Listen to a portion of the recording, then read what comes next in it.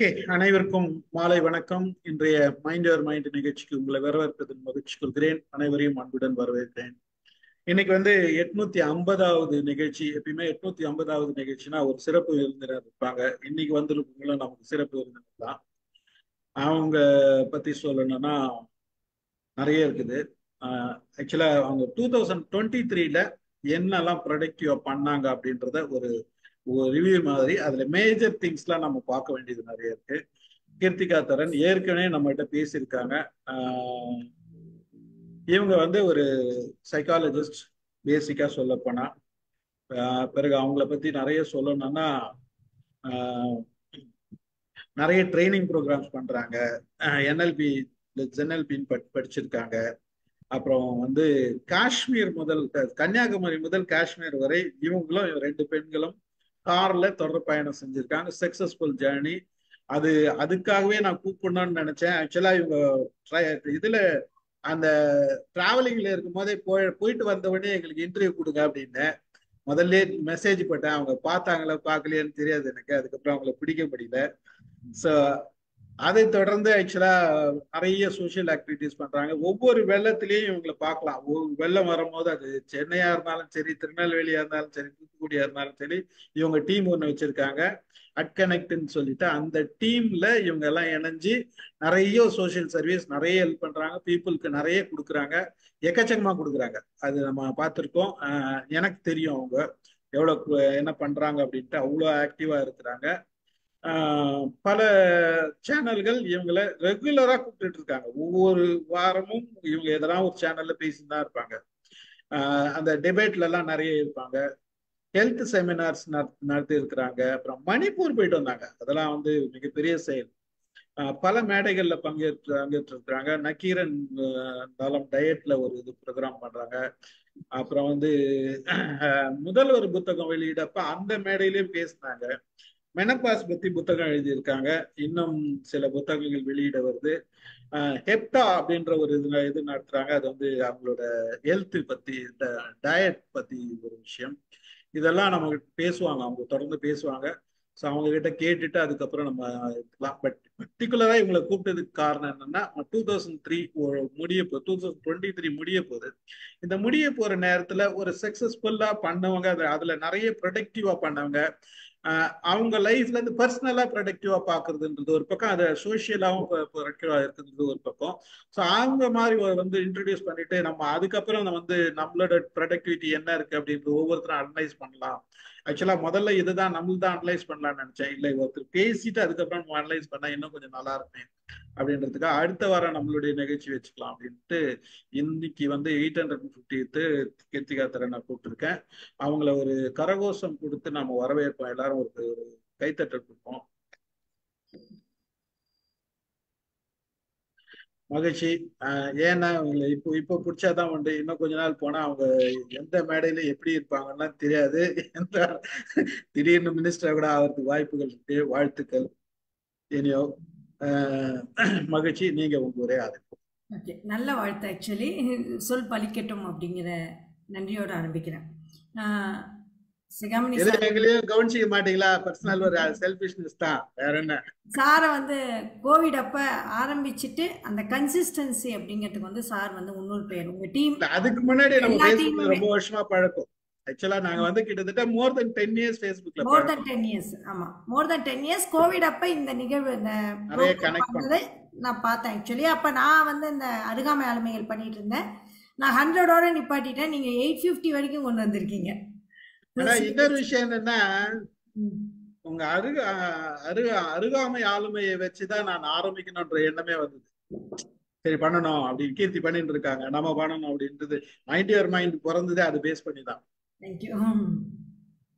அப்ப நம்ம டிஸ்கஸ் பண்ணிக்கோம் ஜூம்ல எப்படி ஆமா பண்றது அப்படிங்கறது. ஏன்னா ஆமா, அப்பதான் நம்மளுக்கு ஜூம் ரொம்ப புதுசு. Correct correct. உங்ககிட்ட கூட பேசினேன் நான்.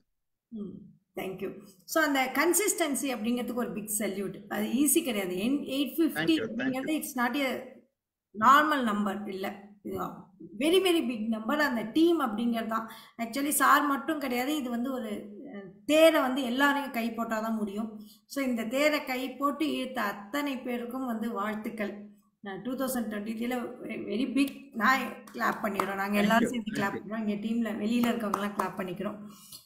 ஓகே, 2023 எப்படி ஸ்டார்ட் ஆச்சு அப்படிங்கிறப்ப 2023ல நான் ஃபஸ்ட்டு ஜேர்னி அப்படின்னு எடுத்தது வந்து பாரத் ஜோடோ யாத்திரா ராகுல் காந்தியோட. அது வந்து நான் 2023ல எடுத்த முடிவு கிடையாது. 2022ல செப்டம்பர் 7 அப்போ வந்து கன்னியாகுமரியில் ஆரம்பித்தப்ப என் மனசில் வந்து நிறைய விஷயங்கள் வந்து யாரும் பொலிட்டிக்கலாக இதை நினைக்க வேண்டாம், என்னோட பர்சனல் எக்ஸ்பீரியன்ஸை ஷேர் பண்ணுற ஒரு கதையாக மட்டும் நான் ஷேர் பண்ணுறேன். என்ன அப்படின்னா, எங்கள் வீட்டில் நான் பெங்களூரில் பார்த்த சில விஷயங்கள் என் மனசை ரொம்ப தீவிரமாக பாதிச்சுது. சோஷியல் மீடியாவில் பார்த்த சில விஷயங்களும் தீவிரமாக பாதிச்சுது.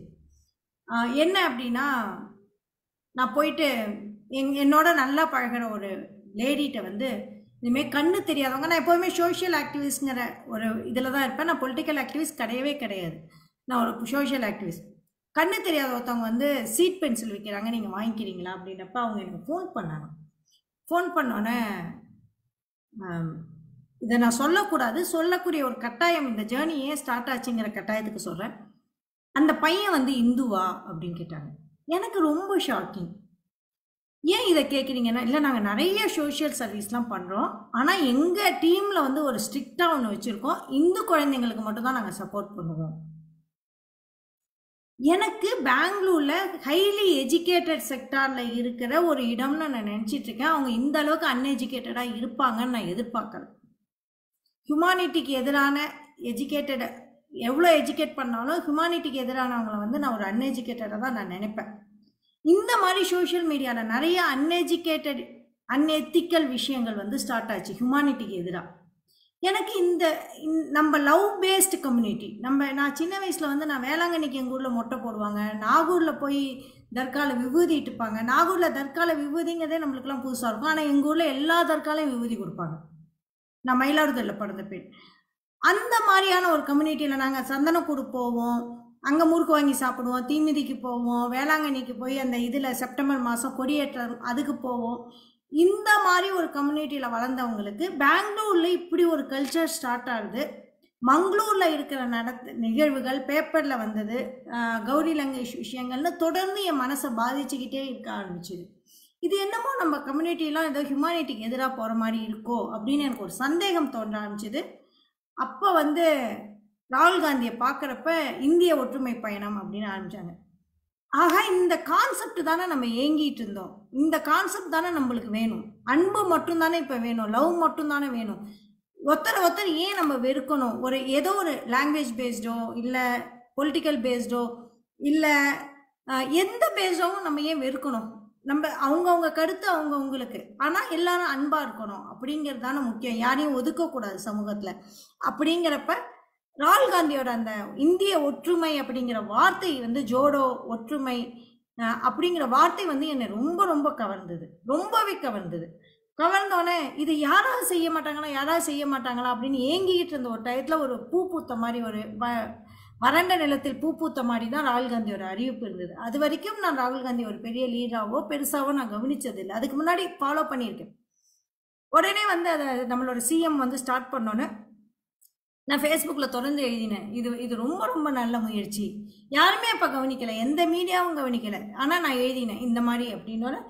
அப்போ எனக்கு திடீர்னு ஒரு அழைப்பு வந்தது, சோஷியல் ஆக்டிவிஸ்டாக நீங்கள் ராகுல் காந்தியை பார்க்க 10 பேரில் ஒருத்தராக செலக்ட் ஆகிருக்கீங்க தமிழ்நாட்டில், நீங்கள் வரீங்களா அப்படின்னப்ப அவரை போய் பார்த்து, எனக்கு ஆக்சுவலி மாயவலைன்னு சொல்லிட்டு நாங்கள் என்ன பண்ணுறோம் அப்படின்னா, ஸ்கூலில் வந்து சோஷியல் மீடியாவில் டீன் ப்ரெக்னென்சி நிறைய ஆயிடுச்சு. சோஷியல் மீடியா மூலமாக வரக்கூடிய டீன் ப்ரெக்னென்சி, அதாவது அந்த வாட்ஸ்அப் மூலமாக வரக்கூடிய லவ், அந்த இன்ஃபேக்சுவேஷன், அதெல்லாம் வந்து கவர்மெண்ட் ஸ்கூலில் ஜாஸ்தி ஆயிடுச்சு. அதுக்கு எதிராக நாங்கள் வந்து மாயவலை, அதற்கு சப்போர்ட்டிவாக ஒரு விழிப்புணர்வாக ஒரு மாயவலைன்னு ஒரு ப்ரோக்ராம் பண்ணுறோம். எஸ்பெஷலி கேர்ள்ஸ் அண்ட் பாய்ஸ் போத்துக்கும் பண்ணுறோம். அப்போ அதுக்கு நான் புக்காக இருந்தேன். அதை கேன்சல் பண்ணிவிட்டு அந்த ஸ்கூலில் கேன்சல் பண்ணப்போ சொன்னாங்க, இது ரொம்ப ஆப்பர்ச்சுனிட்டி, நீங்கள் ராகுல் காந்தியை போய் பார்த்துட்டு வாங்கினப்ப ராகுல் காந்தி அவர்களுடன் என்னால் 25 நிமிடம் பேச முடிய டைம் கிடைச்சிது. அவர் கிட்டக்க பார்த்தேன். அப்போ கூட எனக்கு அவ்வளோ ரொம்ப இம்ப்ரெஸ் ஆனேன் அப்படின்னா இல்லை, ஆனால் அவரோட அந்த நடைப்பயணத்தை வந்து நான் எடுத்துகிட்டு போனேன். கன்னியாகுமரியில் நடைப்பயணம் போனோம். எங்கள் கூட வந்து என் கூட இருந்தவங்க வந்து ஜோதிமணி மேம், அழகிரி சாரு, எம்பிஸு, ஜெயராம் ரமேஷ், திக்விஜய் சிங், முன்னாள் முதல்வர்கள் ஒருத்தரோட ரொம்ப நேரம் பேசிட்டு இருந்தா, நீங்க யாரு அப்படின்னு விசிட்டிங் கார்டு கொடுத்தா ஒரு ஃபார்மர் யூனியன் மினிஸ்டர். இப்படிலாம் ரோட்ல நடப்பாங்களா? ஒரு ஃபார்மர் யூனியன் மினிஸ்டரோட நான் 1/2 மணி நேரம் டிஸ்கஸ் பண்ணிட்டு இருந்தேன். உதயகுமாரன் சார், வின்சென்ட் கதிர், அருள்மொழி மேம் எல்லாரும் அங்கே இருந்தாங்க. எல்லாரோடையும் பழகினோம், எல்லாத்தையும் பேசினோம். அங்கே வந்து ஒன்லி லவ் அண்ட் அஃபெக்ஷன் தான் இருந்தது. அப்புறம் நான் என்னோட ஃப்ரெண்ட்ஸ், யூத் காங்கிரஸில் இருக்க ஃப்ரெண்ட்ஸ், இவங்க எல்லாரும் நடந்து போனப்ப அந்த ஜோஷ் ரொம்ப ரொம்ப நல்லா இருந்தது. அப்போ அவங்கள்ட்ட சொன்னேன், அவங்க வந்து கட்சியை ஃபோக்கஸ் பண்ணி வாழ்கன்னு சொன்னாங்க. நான் சொன்னேன், இது வந்து காசு வந்து நாங்கள்லாம் வந்திருக்கிறது ஒற்றுமைக்காக, அதனால நீங்கள் வந்து தமிழில் வந்து ஒற்றுமை வாழ்க அப்படின்னு நீங்கள் சொல்லணும், நீங்கள் தெலுங்கில் சொல்லுங்கள், நாங்கள் தெலுங்கில் கற்றுக்குறோம் அப்படின்னு சொல்லிட்டு இந்த மாதிரி கான்வர்சேஷன்லாம் வந்து அந்த காசு மட்டும்தான் எனக்கு முக்கியமாக இருந்தது. கட்சியோ அரசியலோ ஐ டோன்ட் கேர். இன்னி வரைக்கும் அந்த காசு மட்டும்தான் இம்பார்ட்டன்ட். அப்புறம் என்னாச்சு அப்படின்னா, அந்த காசு ரொம்ப பிடிச்சோன்னே நான் வந்து நாகர்கோவில் வரைக்கும், திருப்பி மறுநாள் நாகர்கோவில் போயிட்டு திருப்பி அந்த கேரளா பார்டர் வரைக்கும் போயிட்டு திரும்பி வந்துட்டோம். வந்த பிறகு ஏன் நான் இதை ஃபாலோ பண்ணக்கூடாது, மைசூரில் போய் ஏன் வரவேற்கக்கூடாது, கன்னியாகுமரி கேரளா முடிச்சாச்சு, அடுத்து மைசூரில் வரவேற்கலாம் அப்படிங்கிறப்ப ஸ்ரீதர் சுப்ரமணியம் ஒரு புக்கை ரிலீஸ் பண்ணதுக்காக ராகுல் காந்திகிட்ட வந்து டேட் கேட்டிருந்தாரு. உடனே நான் என்ன பண்ணேன், காரை எடுத்தேன், வாங்க ஸ்ரீதர் சுப்ரமணியம், நான் திவ்யா 3 பேரும் எடுத்துகிட்டு இதுக்கு போயிட்டோம், சித்ரதுர்காலையும் திருப்பி எங்களுக்கு அப்பாயின்மெண்ட் கிடைச்சிது. அப்பாயின்மெண்ட்லாம் கிடைக்கல, ஸ்ரீதர் சுப்ரமணியம் சார் கிடைக்க வேண்டிய 2 நிமிஷம் அப்பாயின்மெண்ட் கேன்சல் ஆகிடுச்சு. அப்போ நான் சொன்னேன், அவரோட புக்கை கொடுத்து, சார் ராகுல் உங்கள் கையால் தான் இந்த புக்கை ரிலீஸ் பண்ணணும்னு நான் ஷவுட் பண்ணோன்னே அவர் உள்ளே வாங்கன்னு கூப்பிட்டாரு. ஃபஸ்ட்டு புக்கை பார்த்தாரு, புக்கை பார்த்துட்டு உள்ளே வாங்கினப்ப அப்போ வந்து நாங்கள் ஒரு பியூட்டிஃபுல் கான்வர்சேஷன் நடந்தது. ஃபஸ்ட்டு கான்வர்சேஷன் என்ன அப்படின்னா, நீங்கள் உங்கள் காங்கிரஸ் இது பண்ணோம், உமன் எம்பவர்மெண்ட்டுக்கு எதாவது பண்ணோம் அப்படிங்கிற கோரிக்கையை வச்சு எழுதி டெல்லிக்கு அனுப்பிட்டோம்.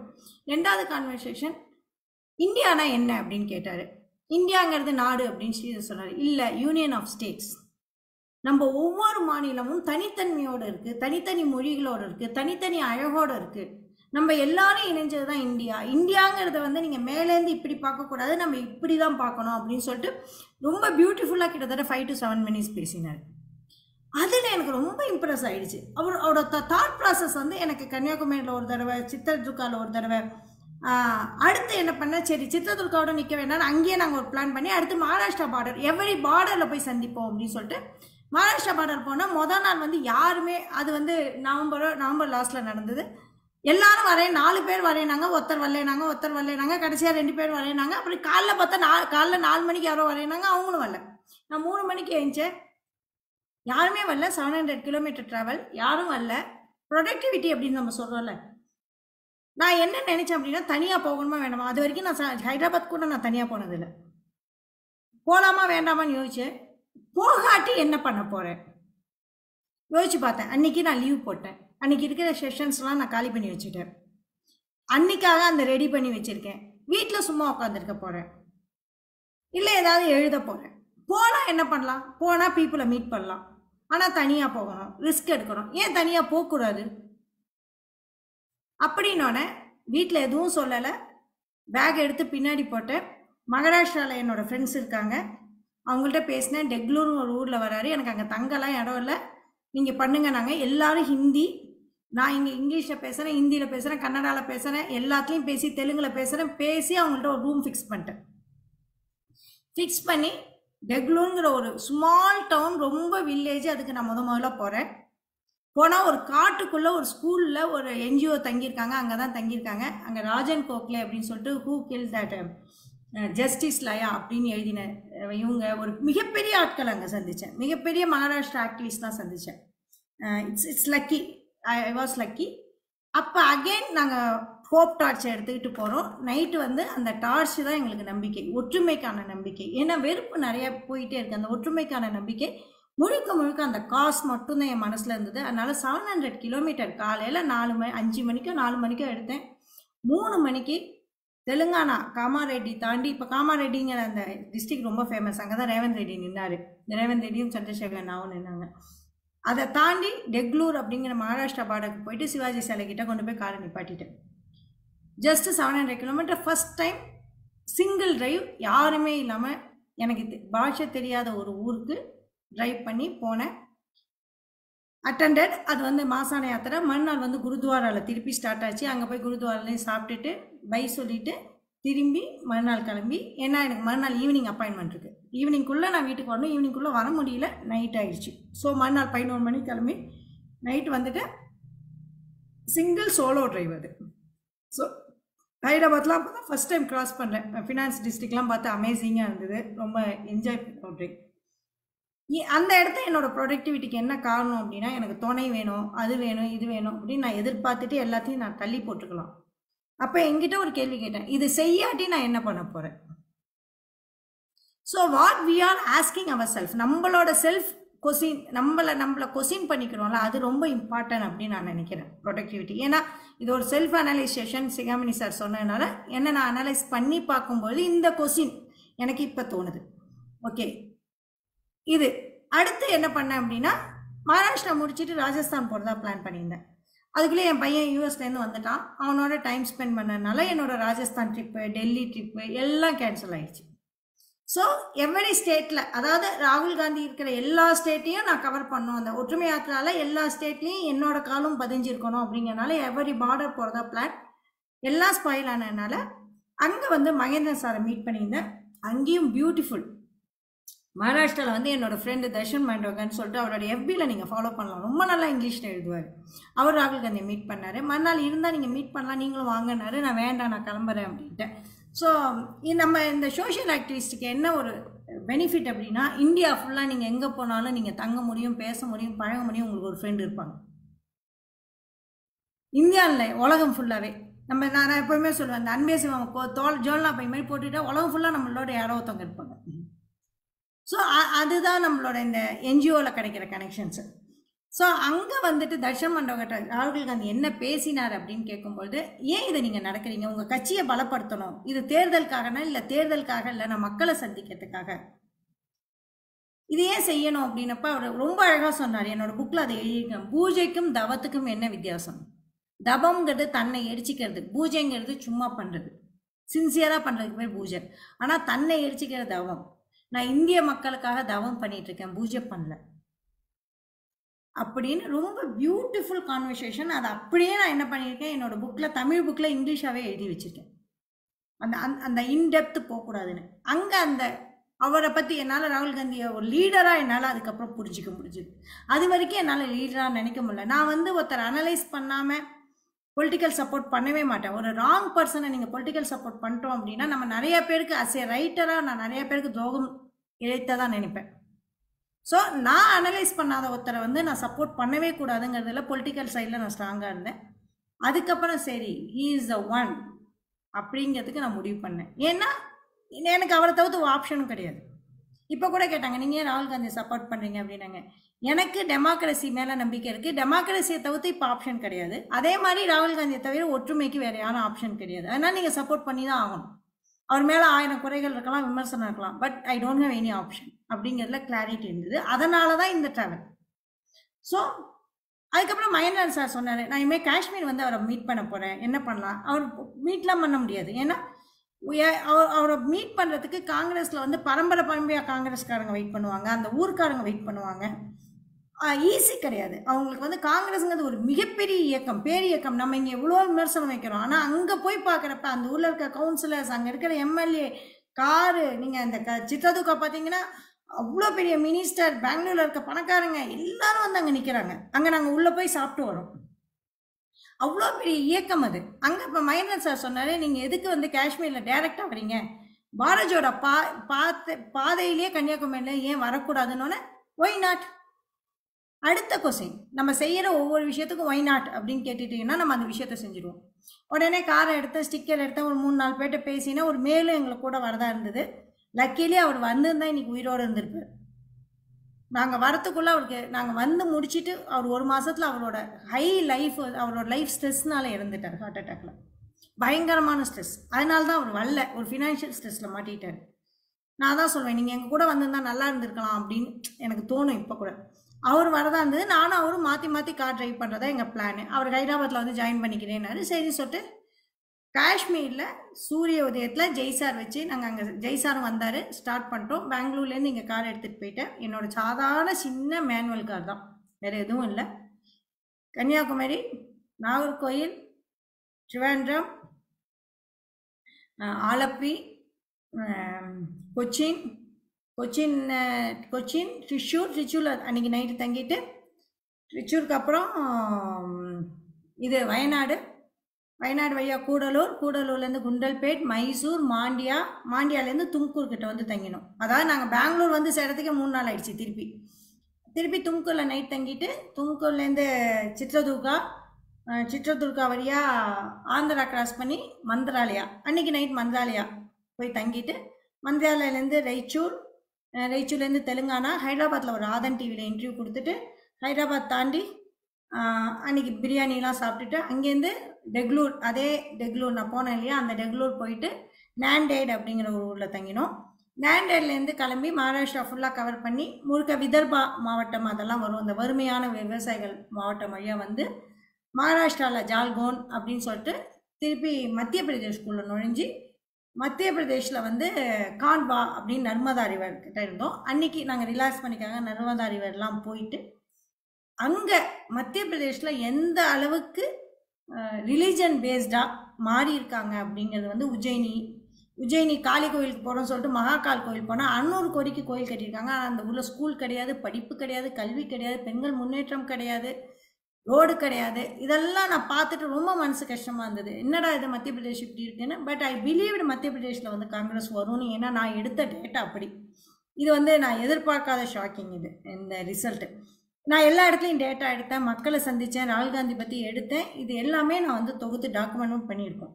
ஸோ இதை பண்ணிவிட்டு மத்திய பிரதேஷ்க்கு அப்புறம் இண்டோர் வழியாக கோட்டாக்கு போயிட்டேன். கோட்டா வந்து எல்லாருக்குமே தெரியும், ஐஐடியோட நகரம்.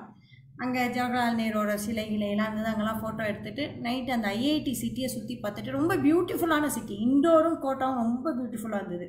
சர்ப்ரைஸ். கிராமங்கள் ரொம்ப ரொம்ப மோசமாக இருந்தது, சிட்டி வந்து ரொம்ப இதுவாக இருந்தது. மத்திய பிரதேஷில் அதுமாதிரி மத்திய பிரதேஷில் இது ரொம்ப நல்லா இருந்துச்சு. சாட்ஸ் ரொம்ப சூப்பர் சாட்ஸ், காலைல 6 மணிக்கே விற்கிறாங்க.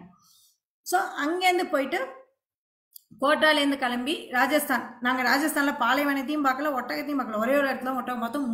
முழுக்க பசுமையை பார்த்தோம்.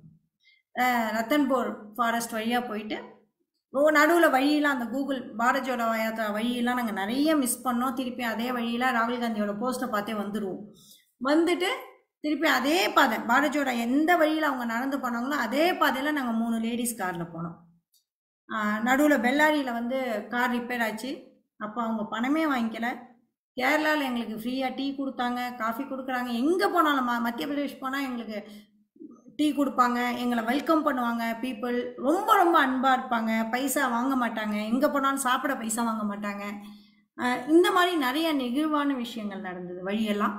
ராஜஸ்தான் போயிட்டு அப்புறம் நைட்டு டெல்லிக்கு போயிட்டு, டெல்லியில் எங்களால் எங்கேயும் தங்க முடியல. உத்தரப்பிரதேஷ் வரைக்கும் போயிட்டு காசியாபாத்லாம் போயிட்டு எங்களால் உத்தரப்பிரதேஷ்லேயும் எங்களுக்கு தங்க வசதி இல்லாதனால திருப்பி நைட்டு பானிபட் வந்துட்டோம். காலைல 3 மணிக்கு தான் பானிபட் வந்தோம். அன்றைக்கி ரொம்ப கோட்டாலேருந்து உத்தரப்பிரதேஷ் போயிட்டு ஹரியானா, டெல்லி, உத்தரப்பிரதேஷ் போயிட்டு திருப்பி உத்தரப்பிரதேஷ், டெல்லி, ஹரியானா, பானிபட் வருது அப்படிங்கிறது, குருஷேத்ரா அதெல்லாம் வருதுங்கிறது ரொம்ப டஃப்பாக இருந்தது அன்றைக்கி நைட்டு. அப்புறம் 3 மணிக்கு தான் வந்து என்னால் தங்க முடிஞ்சுது. 3 மணிக்கு எழுந்து திருப்பி காலையில் எழுந்து பஞ்சாப் ஃபுல்லாக, பஞ்சாபில் நம்ம ஜலந்தர், இது நம்ம ஹிஸ்ட்ரியில் படித்த எல்லா சிட்டி வழியாகவும் போனோம். ஸோ அந்த லவ்லி யூனிவர்சிட்டி அது இதுன்னு எல்லாம் பார்த்துட்டு பத்தான்கோட்டில் போய் தங்கிட்டோம். பத்தான்கோட்டில் தங்கிட்டு அங்கேருந்து மலை ஏற போகிறோம். பத்தான்கோட்டில் தங்கிட்டு இந்த ஊரில் எங்களுக்கு முன்ன பின்ன தெரியாது, எங்கேயும் நாங்கள் ரூம் ரிசர்வ் பண்ணல. எல்லா ஊர்லேயும் அங்கங்கே போய் 3000 ரூபா 5000 ரூபாய்க்கு மேலே ரூம் புக் பண்ண மாட்டோம். காஸ்ட்லி ரூம்ஸ் எதுவும் பண்ண மாட்டோம். ரொம்ப சிக்கனமாக தான் இருப்போம். அன்னெசரியாக ஸ்டார் ஹோட்டல் அந்த மாதிரி ஹோட்டலில் சாப்பிட மாட்டோம். டீசெண்டாக நல்ல ஹோட்டலில் தான் சாப்பிடுவோம். ஒரே ஒரு விஷயம் பண்ணோம், தண்ணி மட்டும் வெளியில் எங்கேயும் குடிக்கிறது இல்லை, ஒன்லி பிஸ்லரி வாட்டர். வேறு எதுவும் எங்கள்கிட்ட நாங்கள் வேறு எதுவும் ஸ்நாக்ஸ் வாங்க மாட்டோம், அதை சாப்பிட மாட்டோம். முழுக்க வந்து இது பொலிட்டிக்கல் பயணம். 3 பெண்கள் பொலிட்டிக்கல் பயணம் இது வரைக்கும் எடுத்துருக்கவே முடியாது. அதனால் ஸோ இப்போ ராஜஸ்தான் போனால் ராஜஸ்தான்லேயே பேட்டி எடுப்போம், பஞ்சாப் போனால் பஞ்சாப்லேயே பேட்டி எடுப்போம். அவங்களோட ஒப்பீனியன் கேட்போம். ராகுல் காந்தி பற்றி என்ன நினைக்கிறீங்க, உங்களுக்கு இந்த ஒற்றுமை பற்றி என்ன, இந்த காஸ் பற்றி என்ன நினைக்கிறீங்க அப்படின்னு பொலிட்டிக்கலாக நிறையா பேசினோம். கிட்டத்தட்ட ஒரு 500 பேருக்கு மேலே பர்சனலாக பேசியிருக்கோம். இது வந்து நிஜமாகவே அது ஒரு வெரி குட் எக்ஸ்பீரியன்ஸ். நம்ம எல்லாருமே தேவையான ஒரு எக்ஸ்பீரியன்ஸாக நினைக்கிறேன். இந்தியாவை நம்ம புரிஞ்சிக்கிறது வந்து இந்த மாதிரி வேறு எதுலேயும் நம்ம புரிஞ்சிக்க முடியாது. நம்ம ரோடில் இறங்கி நின்னாதான் இந்தியாவை நம்ம புரிஞ்சிக்க முடியும். ஸோ அது ராகுல் காந்தி வந்து அது ஒரு எக்ஸாம்பிள் பண்ணினது ரொம்ப நல்லது. காந்தியோட எக்ஸாம்பிள் தான். நான் அதை வந்து ஒரு கட்டுரையாகவே எழுதினேன், உரையாடும் காந்தின்னு. காந்தி எப்படி தலைவர் ஆனார் அப்படிங்கிறதுக்கு வந்து அவர் வந்து 16,000 கிலோமீட்டரோ என்னமோ நினைக்கிறேன், 12,000 கிலோமீட்டரா அவ்வளோ தூரம் நடந்திருக்காரு. அதுக்கப்புறம் தான் அவர் லீட் ஆகியிருக்காரு. இவர் 4,000 கிலோமீட்டர் தான் நடந்திருக்காரு. அப்படிங்கிறத வச்சு அவர் எவ்வளோ லிசன் பண்ணார், எவ்வளோ பேசினார், மக்கள்கிட்ட எவ்வளோ பழகினார், அதை ரெண்டுத்தையும் கம்பேர் பண்ணி நான் எழுதியிருந்தேன் ஒரு கட்டுரை. அந்த மாதிரி மக்களை புரிஞ்சுக்கணும் அப்படின்னா நம்ம அந்த ஊருக்கு போய் அவங்கள்ட்ட பேசும்போது தான் புரியும். அதனால நிறைய கான்வர்சேஷன் பண்ணோம், எக்கச்சக்கமாக பண்ணோம். எல்லா லாங்குவேஜ்லேயும் எல்லாத்தையும் கன்வெர்ட் பண்ண ட்ரை பண்ணோம். 3 பெண்கள் நடு ரோட்டில் காரை நிப்பாட்டுவோம், யார்கிட்ட வேணாலும் பேசுவோம். 3 பெண்கள் நடு ரோட்டில் டீ கடை நிப்பாட்டுவோம், அவன்கிட்ட பேசுவோம். நான் கான்வர்சேஷனில் வாக்குவாதம் கூட பண்ணியிருக்கேன். ராஜஸ்தானில் வந்து ஏன்பா உங்கள் ஊரில் ஹோட்டலே இல்லை, உமன் எம்பவர்மெண்ட்டே ஏன் இல்லை அப்படிலாம் நான் கேட்டிருக்கேன், பேசியிருக்கேன், கான்வர்ஸ் பண்ணியிருக்கேன், வாக்குவாதம் பண்ணியிருக்கோம். பட் சண்டை இல்லாமல் அவாய்ட் பண்ணுவோம். அங்கேருந்து ஹிமாச்சல் பிரதேஷ் போகிறோம். ஹிமாச்சல் பிரதேஷ் போயிட்டு ஜம்மு, ஹிமாச்சல் பிரதேஷில் ஒரு சின்ன ஏரியா போயிட்டு வந்தாங்க, அதையும் கவர் பண்ணிவிட்டு ஃபியாஸ் நதி வழியாக ஏறிட்டோம். ஏறினோடனே எங்களுக்கு சிக்கல் ஆரம்பிச்சிது. நிறையா ஃபேஸ் பண்ணினோம். ஷூட்டிங் ஸ்டோன் அப்படின்னு சொல்லிட்டு கல் வந்து மேலேருந்து விழும். நம்ம வந்து சோஷியல் ஆக்டிவிஸ்டாக கல்லெல்லாம் பார்த்தோன்னா வா கீழே போய் எடுக்கலான்னு என் பக்கத்தில் உட்காந்து கொன்றுவேன், காரை விட்டு இறங்கி நான் மெதுவாக காரில் இரு அப்படின்னா சரின்னு சொல்லிட்டு அந்த மாதிரி நல்ல எக்ஸ்பீரியன்ஸ்லாம் இருந்தது. அப்போ ராகுல் காந்தியோட பயணமும் தடைப்பட்டது, எங்களோட பயணமும் தடைப்பட்டது. மழை, ஷூட்டிங் ஸ்டோன், கார் வந்து நடுவில் சிக்கிட்டு அங்கே இருக்கிற மக்கள் எங்கள் காரை தூக்கி வச்சாங்க. மலையில் கிடுகிடு பயணம், மழை, ஷூட்டிங் ஸ்டோன்ஸ், இதுக்கெல்லாம் நடுவில் போய் சேர்ந்து எப்படியோ எல்லோரும் பத்திரமா போய் சேர்ந்தாச்சு. என்னோட சிங்கிள் டிரைவ் தான், வேறு எந்த ஒரு நடுவில் எந்த டிரைவரும் யாருமே டிரைவ் பண்ணல. அங்கே போயிட்டு ஒரு இடத்துல தங்கிட்டு அங்கே ஜெயராம் ரமேஷ் திக்விஜய் சிங் எங்களோட பயணத்தை பற்றி சொன்னோன்னா அவங்க ஆர்டிக்கல், பிஜேஒய் ஆர்டிக்கலில் வந்து எங்களை பற்றி எழுதினாங்க. இந்த மாதிரி 3 பேர், இட்ஸ் லைக் ஒரு ஹிஸ்டாரிக்கல் ஆர்டிக்கல் தான் அது. ஆக்சுவலி அது வந்து அவங்க ரொம்ப இன்றைக்கி ரகுராமராஜன் சந்தித்தோம், இன்றைக்கி வந்து கனிமொழி மேடம் வந்தாங்க, கமல்ஹாசன் வந்தார் அப்படின்னு வரக்கூடிய ஒரு இடத்துல எங்கள் 3 பேர் ஃபோட்டோவும் வந்து போட்டு அந்த ஆர்டிக்கலாக எழுதியிருந்தாங்க. இட்ஸ் ஒரு ஹானர் பண்ண ஒரு இடம் அது. ஜெயராம் ரமேஷோட அவரோட ஃபோட்டோலாம் எடுத்துகிட்டு நல்லா பேசிகிட்டு இருந்தோம். அங்கே ரொம்ப சாதாரணமாக சச்சின் ராவ் மாதிரியானவங்க, தேவேந்திர யாதவ் மாதிரியான ஆட்கள், பெரிய பெரிய மினிஸ்டர்ஸு, ஜோதிமணி மாதிரியான மேடம், அவங்கள்ட்டெல்லாம் நீங்கள் சகஜமாக பேசிட்டு போகலாம். இங்கே அப்பாயின்மெண்ட் வாங்கிட்டு போகிற இடத்துல நாங்கள் வந்து ரொம்ப சகஜமாக கையை கோத்துட்டு போவோம் இவ்வளோலாம். அப்புறம் திருப்பி என்னோட கார் வந்து கிளம்பவே முடியாதுங்கிறப்ப ஒரு தேவதூதர் அப்படிம்பாங்க ஹரியானாவில், அவர் ஹரியானாலேருந்து வந்த ஒரு பர்சன், அவரும் சோஷியல் ஆக்டிவிஸ்ட் தான். அவருக்கு என் காரை எடுத்துகிட்டு நான் வரேன் அப்படின்னு சொல்லிட்டு அந்த ஒரு 30 கிலோமீட்டர் என் காரை ஓட்டிகிட்டு வந்து கொடுத்தாரு. இல்லாட்டி என்னோடய ஃப்ரெண்ட்ஸ் என்னை அலோவ் பண்ணியிருக்க மாட்டாங்க. ஏன் அப்படின்னா ரொம்ப டேஞ்சராக ஆயிடுச்சு அந்த பாதை. பார்த்தா மேலே வந்து கிரேன் தொங்கிட்டு நிற்கிது மலை சரிவில். அந்த மாதிரியான அதான் மலை சரிஞ்சிருக்கு, அந்த மேலே இருக்கிற ரோட்லேருந்து கிரேன் தொங்கி அந்த கிரேனோட கை மட்டும் எங்களுக்கு அந்த மேலே வந்து நிற்கிது. அந்த அளவுக்கு ஆபத்தான பாதையாக அது மாறிடுச்சு மலை சரிவுனால. இழப்புகளும் இருந்தது வழியில். உயிரிழப்பு எவ்வளோன்னு தெரியல, ஆனால் இழப்புகள் கண்டிப்பாக இருந்திருக்கும். அந்த பாதையில் நாங்கள் போயிட்டு பெனிகல் அப்படிங்கிற ஒரு ஊரில் போய் தங்கினா எங்களுக்கு ரூம் இல்லை. ஏன்னா ஆல்ரெடி காங்கிரஸ் பீப்புள் எல்லா ரூமையும் ஆக்குபை பண்ணிட்டாங்க. யூ டோன்ட் பிலீவ், நாங்கள் ஸ்ரீநகர் நோக்கி போகணும். அப்போ நீங்கள் எங்கேயும் போகாதீங்க மேடம் அப்படின்னாரு, நான் ரூம் தரேன் அப்படின்னாரு. சரின்னு சொல்லிட்டு நாங்கள் பனியெல்லாம் போய் அப்போ தான் முதல்ல பனியெல்லாம் பார்க்குறோம். பனியெல்லாம் விளையாடிட்டு திருப்பி வந்தால் அந்த பயணத்தை பற்றி ஒரு டாக்குமெண்ட் பண்ணி ஒரு ஃபோட்டோ எடுத்து ஃப்ரேம் பண்ணி அந்த ஊர்லேயே அந்த பசங்களை வச்சு ஏதோ ஒன்று பண்ணிட்டோம். ஃப்ரேம் பண்ணி அவர்கிட்ட கொடுக்கறதுக்காக எல்லாம் ரெடி பண்ணிவிட்டு மறுநாள் ராகுல் காந்தியோட நாங்கள் ஊர்வலம் போகணும். எனக்கு அப்பாயின்மெண்ட் கிடைக்கல அவரை பார்க்க. அப்போ அந்த பெனிகல் உங்களை ஊரில் வந்து ரொம்ப பியூட்டிஃபுல்லான ஒரு விஷயம் நடந்தது. எல்லா இடத்துலையும் பியூட்டிஃபுல்லான விஷயம் நடந்தது. உங்களுக்கு ஊர் பேரே தெரியாத ஒரு 3 பேர் உங்களை கிராஸ் பண்ணி போகிறாங்க. ஏதோ ஒரு மீட்டிங் நடக்குது, யாரோ வராங்க உங்கள் ஊரில், யாரோ போகிறாங்க.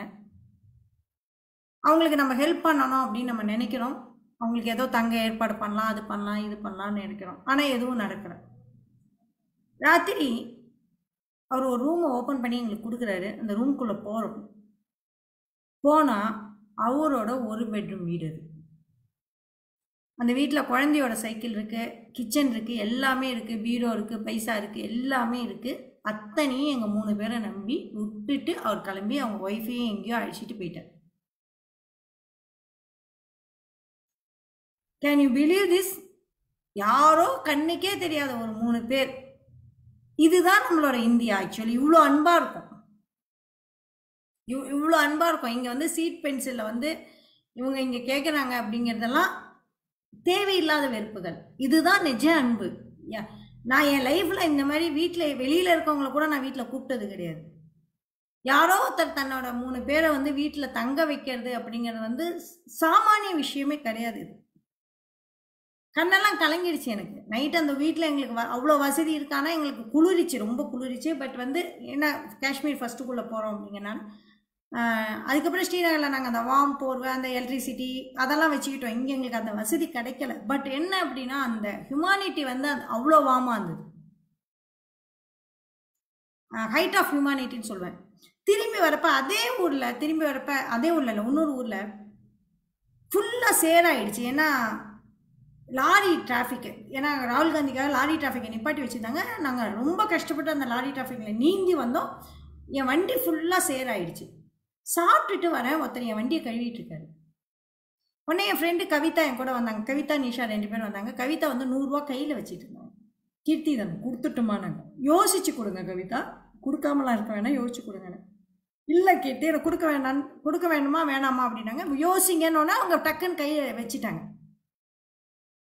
பார்த்தா அவர் எங்க பின்னாடி ஒரு பெரிய எஸ்யூவி எடுத்துட்டு வர்றாரு.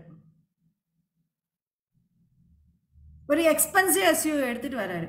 அவர் வந்து எங்க காரை கழுவிட்டு இருக்காரு. அவங்க என்ன சொல்றாங்கன்னா, எங்க ஊருக்காக நீங்க 3 பேர் கன்னியாகுமரியிலேருந்து கிளம்பி வந்திருக்கீங்க, உங்களை நாங்க நல்லபடியா பார்த்துக்கணும். அவ்வளோ நல்லா எல்லாரும் பார்த்துட்டாங்க. அஜய், அவர் ஹரியானா, எனக்கு ஹிந்தி சுத்தமாக வராது. அவர் முழுக்க ஹிந்தியில், அவருக்கு இங்கிலீஷ் ஒரு வார்த்தை வராது. ஆனால் நாங்கள் 2 பேரும் மணிக்கணக்காக பேசிக்கிட்டோம். ஏன்னா லவ் டுவர்ஸ் ஹியூமானிட்டி இருந்ததுன்னா எதையுமே நம்மளால், எந்த மொழி தேவையில்லை, ஆண் பெண் தேவையில்லை, எதுவுமே தேவையில்லை.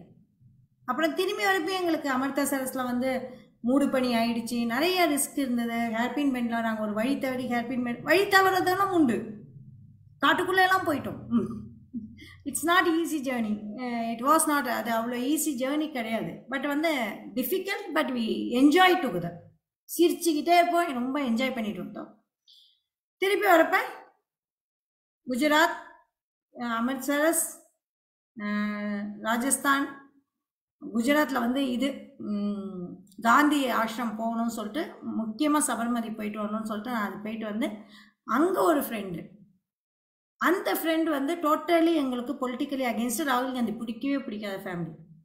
அவங்க எங்களை ட்ரீட் பண்ணி குஜராத்தி ஃபுட்டு கொடுத்து அவ்வளோ நல்லா பார்த்துக்கிட்டாங்க. ஸோ பொலிட்டிக்கலி யார் இருந்தாலும் அன்பு அப்படின்னு வந்துருச்சுன்னா அதுதான் மீன் பண்ணுது. அவங்களுக்கு வந்து குஜராத்தி தெரியும், நாங்கள் எங்களுக்கு சுத்தமாக குஜராத்தியோ இதுவோ தெரியாது. அவங்க அம்மாட்ட நான் நல்லாவே பேசிட்டேன். ஸோ சபர்மதி போயிட்டு அவங்க வீட்டில் தங்கிட்டு, சபர்மதி போயிட்டு நல்லா குஜராத்தி ஃபுட்லாம் சாப்பிட்டுட்டு திருப்பி இதுக்கு வந்து மும்பை வந்து, மும்பையில் நைட்லாம் சுற்றி பார்த்துட்டு மும்பையிலேருந்து காரை எடுத்தேன். இதுக்கு மேலே முடியாது, தாங்காது அப்படின்னு சொல்லிட்டு இன்றைக்கு நடுவில் புல்வாமாவில் ராகுல் காந்தியை சந்தித்தோம். அவர் எப்படி ஓட்டினீங்க, எந்த கார் ஓட்டினீங்க, இந்த கார்லையா வந்தீங்க, எப்படி வந்தீங்க அப்படின்னு சொல்லி ஒரு 10 நிமிஷம் எல்லாம் கேட்டார். அதுக்கு மேலே அவருக்கு டைம் இல்லை, ஏன்னா ரொம்ப கூட்டமாக இருந்தது. அவரை சந்திக்கிறதுக்கான க்யூ வந்து ரொம்ப பெருசாக இருந்தது. அங்கே எனக்கு ஒரு சின்ன ஸ்டாம்பேட் நடந்தது. அதையும் மீறி கொஞ்சம் கீழே விழுந்து அதெல்லாம் நடந்தது. அந்த கூட்டம் வந்து அவ்வளோ ஜாஸ்தி. நிறைய புரிதல், காஷ்மீர் மக்கள் எவ்வளோ ஸ்ட்ரகிள் ஆகிறாங்க அப்படிங்கிறப்ப கிட்டத்தட்ட மணிப்பூர், காஷ்மீர்லாம் ஒரே மாதிரி இருந்தது. இதுதான் வந்து என்னோடய பாரஜோட. திரும்பி ஜாக்கிரதையாக வந்துட்டோம். It took 21 days. இது வந்து என்னோடய ஃபஸ்ட்டு பயணம். அடுத்து வந்து இதோட தொடர்ச்சியாக தான் வந்து அதை பற்றி புக்கு மே மாதம் எழுதினேன். ஆனால் அதை ரிலீஸ் பண்ணல, இன்னி வரைக்கும் ரிலீஸ் பண்ணல.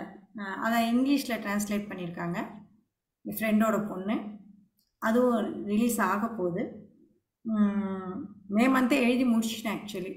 அது சம்மந்தமாக கட்டுரைகள் பேட்டிகள் அதெல்லாம் வந்தது. அதன் பின் மே மாதம் கர்நாடகா எலெக்ஷன் வந்தது. கர்நாடகா எலெக்ஷனில் வந்து சைட் பை சைடு என்னோட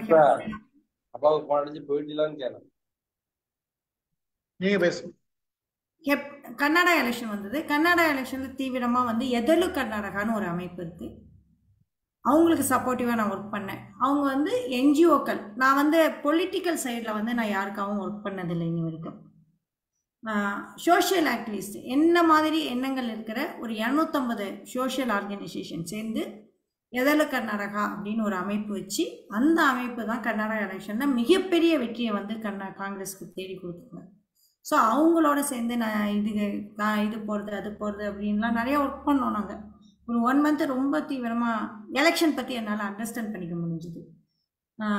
அதுலேயும் நான் கட்சி காங்கிரஸ் அப்படின்னு போல இன்னி வரைக்கும் நான் மெம்பராக கூட இல்லை, எந்த பார்ட்டிலையும் மெம்பராக கூட இல்லை.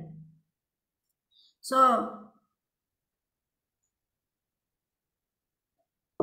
அப்புறம் அது சம்மந்தமாக நிறைய டிபேட் ஷோ வந்தது. சன் டிவி, சன் நியூஸில் வந்து என்ன கர்நாடகா எலெக்ஷன் பற்றி பேச, ஏன்னா கர்நாடகா எலெக்ஷனில் ஆக்டிவ் பார்ட்டிசிபேஷன் எல்லாரும் பார்த்ததுனால சன் நியூஸு, கலைஞர், புதிய தலைமுறை, நியூஸ் 7 அப்படிங்கிற சேனல்ஸ், டாப் மோஸ்ட் சேனல் எல்லாத்துலேயும் என்னை வந்து டிபேட் கூப்பிட்டாங்க. இன்னி வரைக்கும் அந்த ஷோஸ்லாம் போயிட்டுருக்கு. டிபேட் ஷோ கலைஞரில் ரெகுலராகவே பண்ணிகிட்ருக்கோம். சன் நியூஸ்லேயும் அடிக்கடி போடுவாங்க, மிச்ச சேனலும் கூப்பிடுவாங்க. யூடியூப் அப்படி பார்த்தீங்கன்னா லிபர்ட்டி, ஜீவா டுடே அதில் ரெகுலராக கூப்பிடுவாங்க. அப்புறம் தினமலர் சேனல், எல்லா சேனல்லையும் கூப்பிடுவாங்க.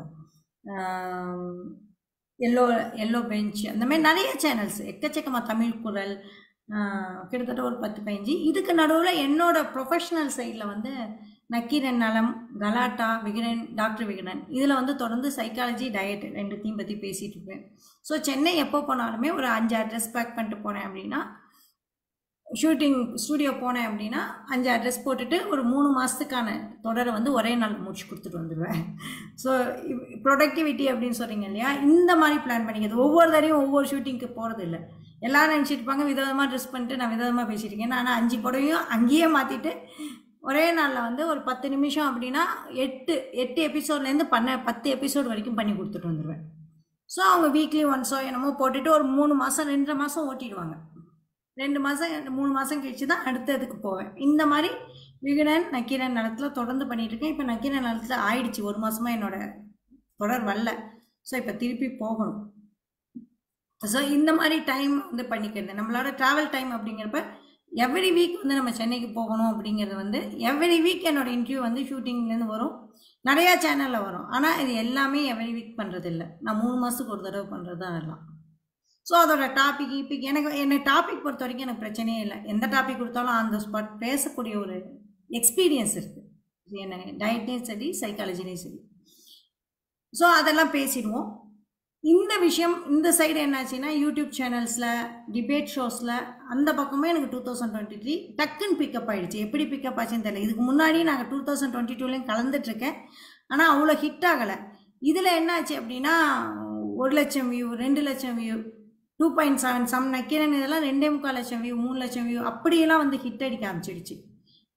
இப்போ எங்கே போனாலுமே ஓரளவுக்கு ஐடென்டிஃபை பண்ணுற அளவுக்கு அது அந்த மீடியாஸ் வந்து வெரி பவர்ஃபுல். மீடியா வந்து நான் இந்த அளவுக்கு பவர்ஃபுல்லாக இருக்கும்னு நினைக்கல, ரொம்பவே பவர்ஃபுல். அந்த வாய்ப்புகளை பண்ணிகிட்டு இருக்கும்பொழுது மணிப்பூர் சம்பவம் வந்துச்சு. மணிப்பூர் பற்றி பேசிகிட்டு இருக்கேன், எல்லாம் பண்ணிகிட்ருக்கேன், கவனிச்சிட்ருக்கேன். அப்போ ஒரு ஃப்ரெண்டு கேட்டாங்க, ஏன் நம்ம மணிப்பூர் போய் இந்த குக்கி மக்களுக்கு ஏன் சைக்காலஜி கேம்ப் பண்ணக்கூடாது அப்படின்னு ஒரு சைக்கியாட்ரிஸ்ட் டாக்டர் ராதிகா கேட்டோன்னே, அவங்களோட நான் கிளம்பி இன்னொருத்தவங்க ஆதிமொழின்னு வந்தாங்க, 3 பேரையும் கூப்பிட்டோன்னே எனக்கு என்ஜிஓவில் வந்து மணிப்பூருக்காக செஞ்ச பெங்களூர் என்ஜிஓ வந்து 10 லட்ச ரூபா 15 லட்ச ரூபா செஞ்சாங்க. அவங்கள்ட்ட தான் நான் மணிப்பூர் பற்றி தெரிஞ்சுப்பேன் டிவி ஷோவில் பேசுறதுக்காக. மணிப்பூரில் நேரடியாக போனவங்கள்ட்ட நான் ஃபோன் பண்ணி அவங்கள்ட்ட கேட்டுட்டு தான் நான் டிவி ஷோவில் பேசுவேன், சும்மா மணிப்பூர் அப்படின்லாம் பேச மாட்டேன். ஸோ அப்படி அந்த தகவலை திரட்டும் போது அவங்களோட தொடர்புலாம் எனக்கு வந்தது. அப்போது மணிப்பூர் கிளம்பி போனால், கிளம்புறதுக்கு முன்னாடி ஒரு நல்ல விஷயம் பண்ணோம். என்ன அப்படின்னா, ஃபீட்டல் ஃபெடரேஷ் அப்படிங்கிறவரை வந்து ஆன்லைனில் மீட் பண்ணேன். ஷான் அப்படிங்கிறவர் தான் எனக்கு இன்ட்ரடியூஸ் பண்ணார். அவர் வந்து நான் மணிப்பூர் மக்களுக்காக உண்ணாவிரதம் இருக்க போகிறேன் அப்படின்னாரு. அவர்கிட்ட சொன்னேன், நீங்கள் எங்களுக்காக உண்ணாவிரதம் இருக்கீங்க ஒரு அமெரிக்கரா, அப்போனா நான் இந்தியன். அப்போ வந்து அந்த பெண்கள் நிறுவனமாக வந்த விஷயம் நான் பகிர்ந்தேன், அதை ஷேர் பண்ணிட்டு பகிர்ந்தேன். அதுக்காக என்னை ஃபேஸ்புக்கு ஆக்சுவலி கவர்மெண்ட் ஆக்ஷன் எடுக்கும்னு நினச்சேன். கவர்மெண்ட் எந்த ஆக்ஷனும் எடுக்கலை. ஃபேஸ்புக் நிர்வாகம் தான் என் மேலே ஆக்ஷன் எடுத்தது. 1 மாதம் என்னை பேன் பண்ணிட்டாங்க. இதெல்லாம் தாண்டி தான் நான் ஒர்க் பண்ண வேண்டியது. எனக்கு வர வேண்டிய லைக்ஸ் எதுவுமே வரல. ஒரு நாளைக்கு 300 லைக் வர வேண்டிய போஸ்ட்டுக்கு 3 லைக் கூட வருது. அந்த அளவுக்கு மணிப்பூர்னு பேசினாலே பேன் பண்ணுற அளவுக்கு தான் நம்ம சோஷியல் மீடியா சுதந்திரமே இருந்தது. அது எனக்கு ரொம்ப அது ஜனநாயகத்தை வந்து கழுத்தை நெரிக்கிற மாதிரியான ஒரு விஷயமா அதை நான் பார்த்தேன். அகேன்ஸ்ட் வந்து திருப்பி ஏன் நான் மணிப்பூர் போகக்கூடாது அப்படின்னு போனப்ப இந்த ஃபாஸ்டிங்கும் நடுவில் கையில் எடுத்தேன். அப்போ வந்து அமெரிக்கா ஃபுல்லாக இருக்கிற ப்ரொட்டஸ்ட்லாம் பார்க்குறப்ப ஆஸ்திரேலியாவில் என் ஃப்ரெண்டு சசிகிட்ட சொன்னேன், சசி காந்திமதிட்டையும் சொன்னேன், எல்லாரும் ப்ரொட்டஸ்ட் பண்ணுறாங்க, நீங்கள் ஆஸ்திரேலியாவில் பண்ணக்கூடாது அப்படிங்கிறப்ப அந்த ப்ரோக்ராம் அங்கே எம்பிலாம் கலந்துக்கிட்டாங்க. அந்த ப்ரோக்ராம் என்னை ஆன்லைனில் இன்வைட் பண்ணாங்க. அதுக்கும் போய் கலந்துட்டு ஆன்லைன் ப்ரொட்டஸ்ட் பண்ணினோம். அப்புறம் 1 டே அடையாள உண்ணாவிரதம் இருந்தோம். எங்களோட சேர்ந்து தோழர்கள் கோயம்புத்தூர்லாம் ஷேட் போட்டுட்டு உண்ணாவிரதம் இருந்தாங்க. மொத்தம் 10 நாள் உண்ணாவிரதம் இருந்தேன். அந்த உண்ணாவிரதத்தோடைய கிளம்பி இங்கேருந்து திமாப்பூர் போய் திமாப்பூர்லேருந்து மணிப்பூர் போகிறோம்.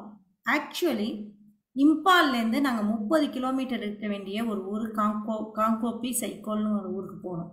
மேக்ஸிமம் 40 கிலோமீட்டர் அவ்வளோதான். ஆனால் அந்த ஊரை நாங்கள் அடையிறதுக்கு 9 மணி நேரம் ட்ராவல் பண்ணோம். ஜஸ்ட் 40 மினிட்ஸில் நான் செய்ய வர வேண்டிய ஊரை 11 ஹவர்ஸ், கிட்டத்தட்ட 11 ஹவர்ஸ் ஆயிடுச்சு. காலைல 11 மணிக்கு நாங்கள் திமாப்பூரில் வந்து இறங்கினோம். சாயங்காலம் 8 மணிக்கு தான் போய் சேரோம். எவ்வளோ மணி நேரம்னு பார்த்துங்க. 9 ஹவர்ஸ் ஆகுமா? 9 ஹவர்ஸ் ஆயிடுச்சு. அந்த டிரைவருக்கு வந்து வழியெலாம் வந்துடுச்சு. நடுவில் சாப்பிட்றதுக்கெலாம் இறங்கினோம். பட் நீங்கள் இமேஜின் பண்ணிங்க, ஜஸ்ட் 40 மினிட்ஸில் ஒரு ஊரை நீங்கள் அடைய வேண்டிய ஊரை நான் 9 ஹவர்ஸ் ட்ராவல் பண்ணி போகிறேன். இல்லை மேக்ஸிமம் 1 ஹவர்னு வச்சுக்கிட்டா கூட 9 ஹவர்ஸ்க்கு எங்கே இருக்குது? அதுவும் வேறு மாநிலம் வழியாக போகிறேன். அவங்க மாநில தலைநகர்லேருந்து நான் ஃப்ளைட்டு இறங்கி நான் போக வேண்டியது இன்னொரு மாநில தலைநகர் போகிறோம். ஏன்னா எங்கள் சூட்கேஸில், ஃபாரின் சூட்கேஸில் இருக்கிறது அத்தனையும் சைக்கியாட்ரிக் மெடிக்கேஷன் அண்டு விட்டமின்ஸ். அவங்களுக்கு எந்த மெடிக்கேஷனும் அந்த ஊரில் கிடையாது. எல்லாமே இம்பால்லேருந்து தான் வரணும். இம்பால்லேருந்து எந்த ஒரு மெடிசனும் எதுவும் வர முடியாத நிலை. அதாவது ஒரு 10 நிமிஷம் ட்ராவலில் நீங்கள் எதுவுமே கொண்டு வர முடியாது. நாங்கள் 9 மணி நேரம் தமிழ்நாட்டிலேருந்து எடுத்துகிட்டு போகிறோம் அந்த மெடிக்கேஷன்லாம். ஏன்னா என் கூட வந்தது டாக்டர். அப்போ சைக்கோங்கிற இடத்துல எங்களுக்கு சிக்னல் போயிடுச்சு. யாருமே என்னை தொடர்பு கொள்ள முடியாது. ரேமா மேடம் கூட என்னை கவலைப்பட்டு கேட்டாங்க எங்கே இருக்கீங்க அப்படின்னு. போயிடுச்சு. அப்படி தொடர்பு எல்லையில் இல்லை அப்படின்னா இன்றைக்கி நைட்டு பெரிய அட்டாக் நடக்க போகுதுன்னு அர்த்தம். அதாவது அந்த இனக்குழுக்களுக்குள் அட்டாக் நடக்கிறதுக்கு முன்னாடி ஃபோன் வந்து சுவிட்ச் ஆஃப் ஆகிடும் எல்லாருக்கும். அப்படிங்கிறப்ப எங்களை வந்து அடுத்த இடத்துக்கு போனால் கூட எங்கள் கையில் ஒரு வாக்கி டாக்கி கொடுத்துட்டாங்க. கிட்டத்தட்ட அது வார் ஜோன் மாதிரி. அது we were in war zone. வார் ஜோனே தான் இன்னி வரைக்கும். அந்த வார் ஜோனுங்கிற அர்த்தத்தை வந்து மாற்றக்கூடிய விஷயம் எதுவுமே அங்கே நடக்கலை. இப்போ போன வாரம் 87 உடல்கள் 7 மாதம் கழிச்சு மே 3ஆம் தேதி இறந்த 87 1 மாத குழந்தையிலேருந்து 87 வயது ஆள் வரைக்கும் இறந்த உடல்களை வந்து 1 வாரம் முன்னாடி புதைச்சிருக்காங்க. 7 மாதம் கழிச்சு. இது எல்லாமே சாட்சி பூர்வமாக நான் பார்த்தேன். ஒரு வயசானவங்க, நாங்கள் போனது சைக்காலஜி கேம்ப், பொலிட்டிக்கல் கேம்ப் கிடையாது. பொலிட்டிக்கல் பேசவும் முடியாது. பேசினா சுட்டுடுவாங்க. எல்லார் கையிலையும் துப்பாக்கி இருக்குங்க. யார் வேணாலும் உங்களை சுட்டு தூக்கி போட்டால் கேட்க ஆள் கிடையாது. சட்டம் ஒழுங்கெல்லாம் கிடையாதுங்க. ஒரு கிராமத்துக்குள்ளே இன்னொரு கிராமம் வந்து அடித்து உங்களை இழுத்துட்டு போனாங்கன்னா யாரும் கேள்வி கேட்க முடியாது. அவங்களும் துப்பாக்கியில் சண்டை போட்டுப்பாங்க. இல்லை நம்ம இருந்தது. இதில் 50,000 மக்கள், கிட்டத்தட்ட நான் போன ஊரில் 26 கேம்ப்பு. இந்த 26 கேம்பும் highly affected, psychologically affected woman. இவங்களை ட்ரீட் பண்ண தான் நாங்கள் போயிருக்கோம். எங்களுக்கு இந்த வாருகிற அதெல்லாம் பிரச்சனையே கிடையாது. எங்களோட ஃபோக்கஸ் சைக்காலஜி கேம்ப். அதுக்கு முன்னாடி அந்த கேம்ப் பண்ணுறவங்களுக்கு ஒரு 13 பேருக்கு ட்ரைனிங் கொடுத்து அவங்கள எப்படி டிஸ்ட்ரெஸ்லேருந்து வெளியில் கொண்டு வருது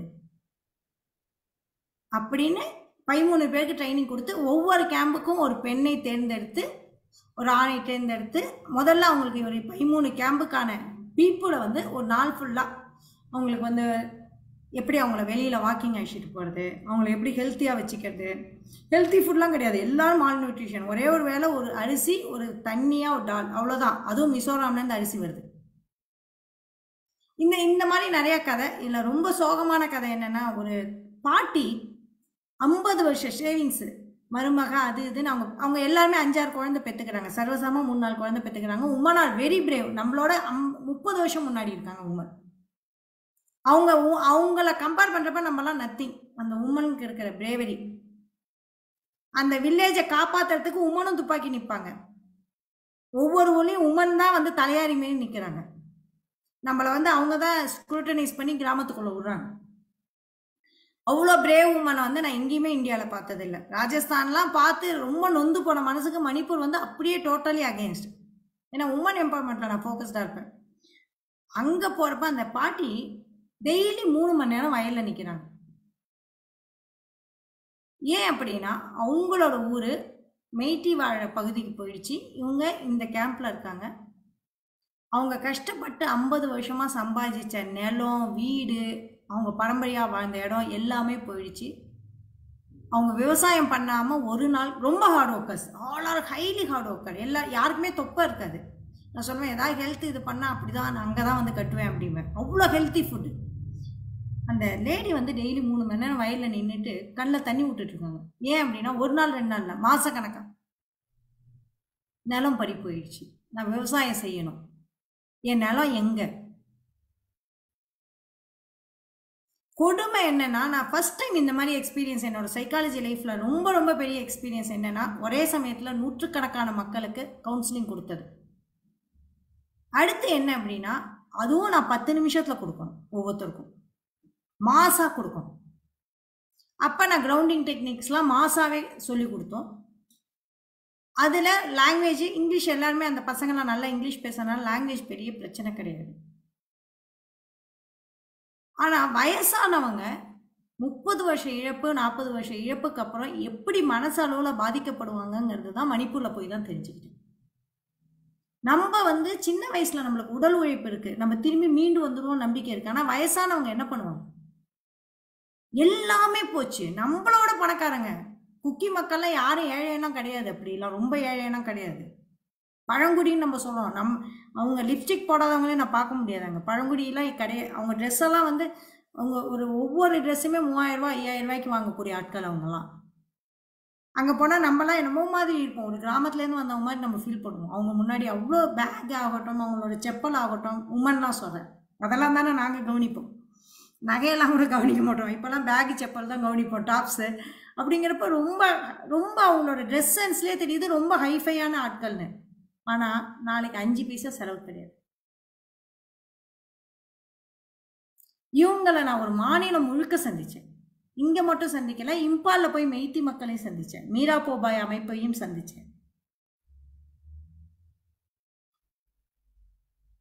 நிறைய நிறைய துக்ககரமான விஷயங்கள் நடந்தது. நான் அதுலேருந்து மீண்டு வரதுக்கு 15 நாள் ஆச்சு. சைக்காலஜிக்கலி நீங்கள் என்னதான் நம்ம வீரம் பேசினாலும் என்னதான் பேசினாலும் மனுஷன் ஒன்று வந்துட்டோம் அப்படின்னா அதுலேருந்துலாம் ஈஸியாக மீள முடியாது.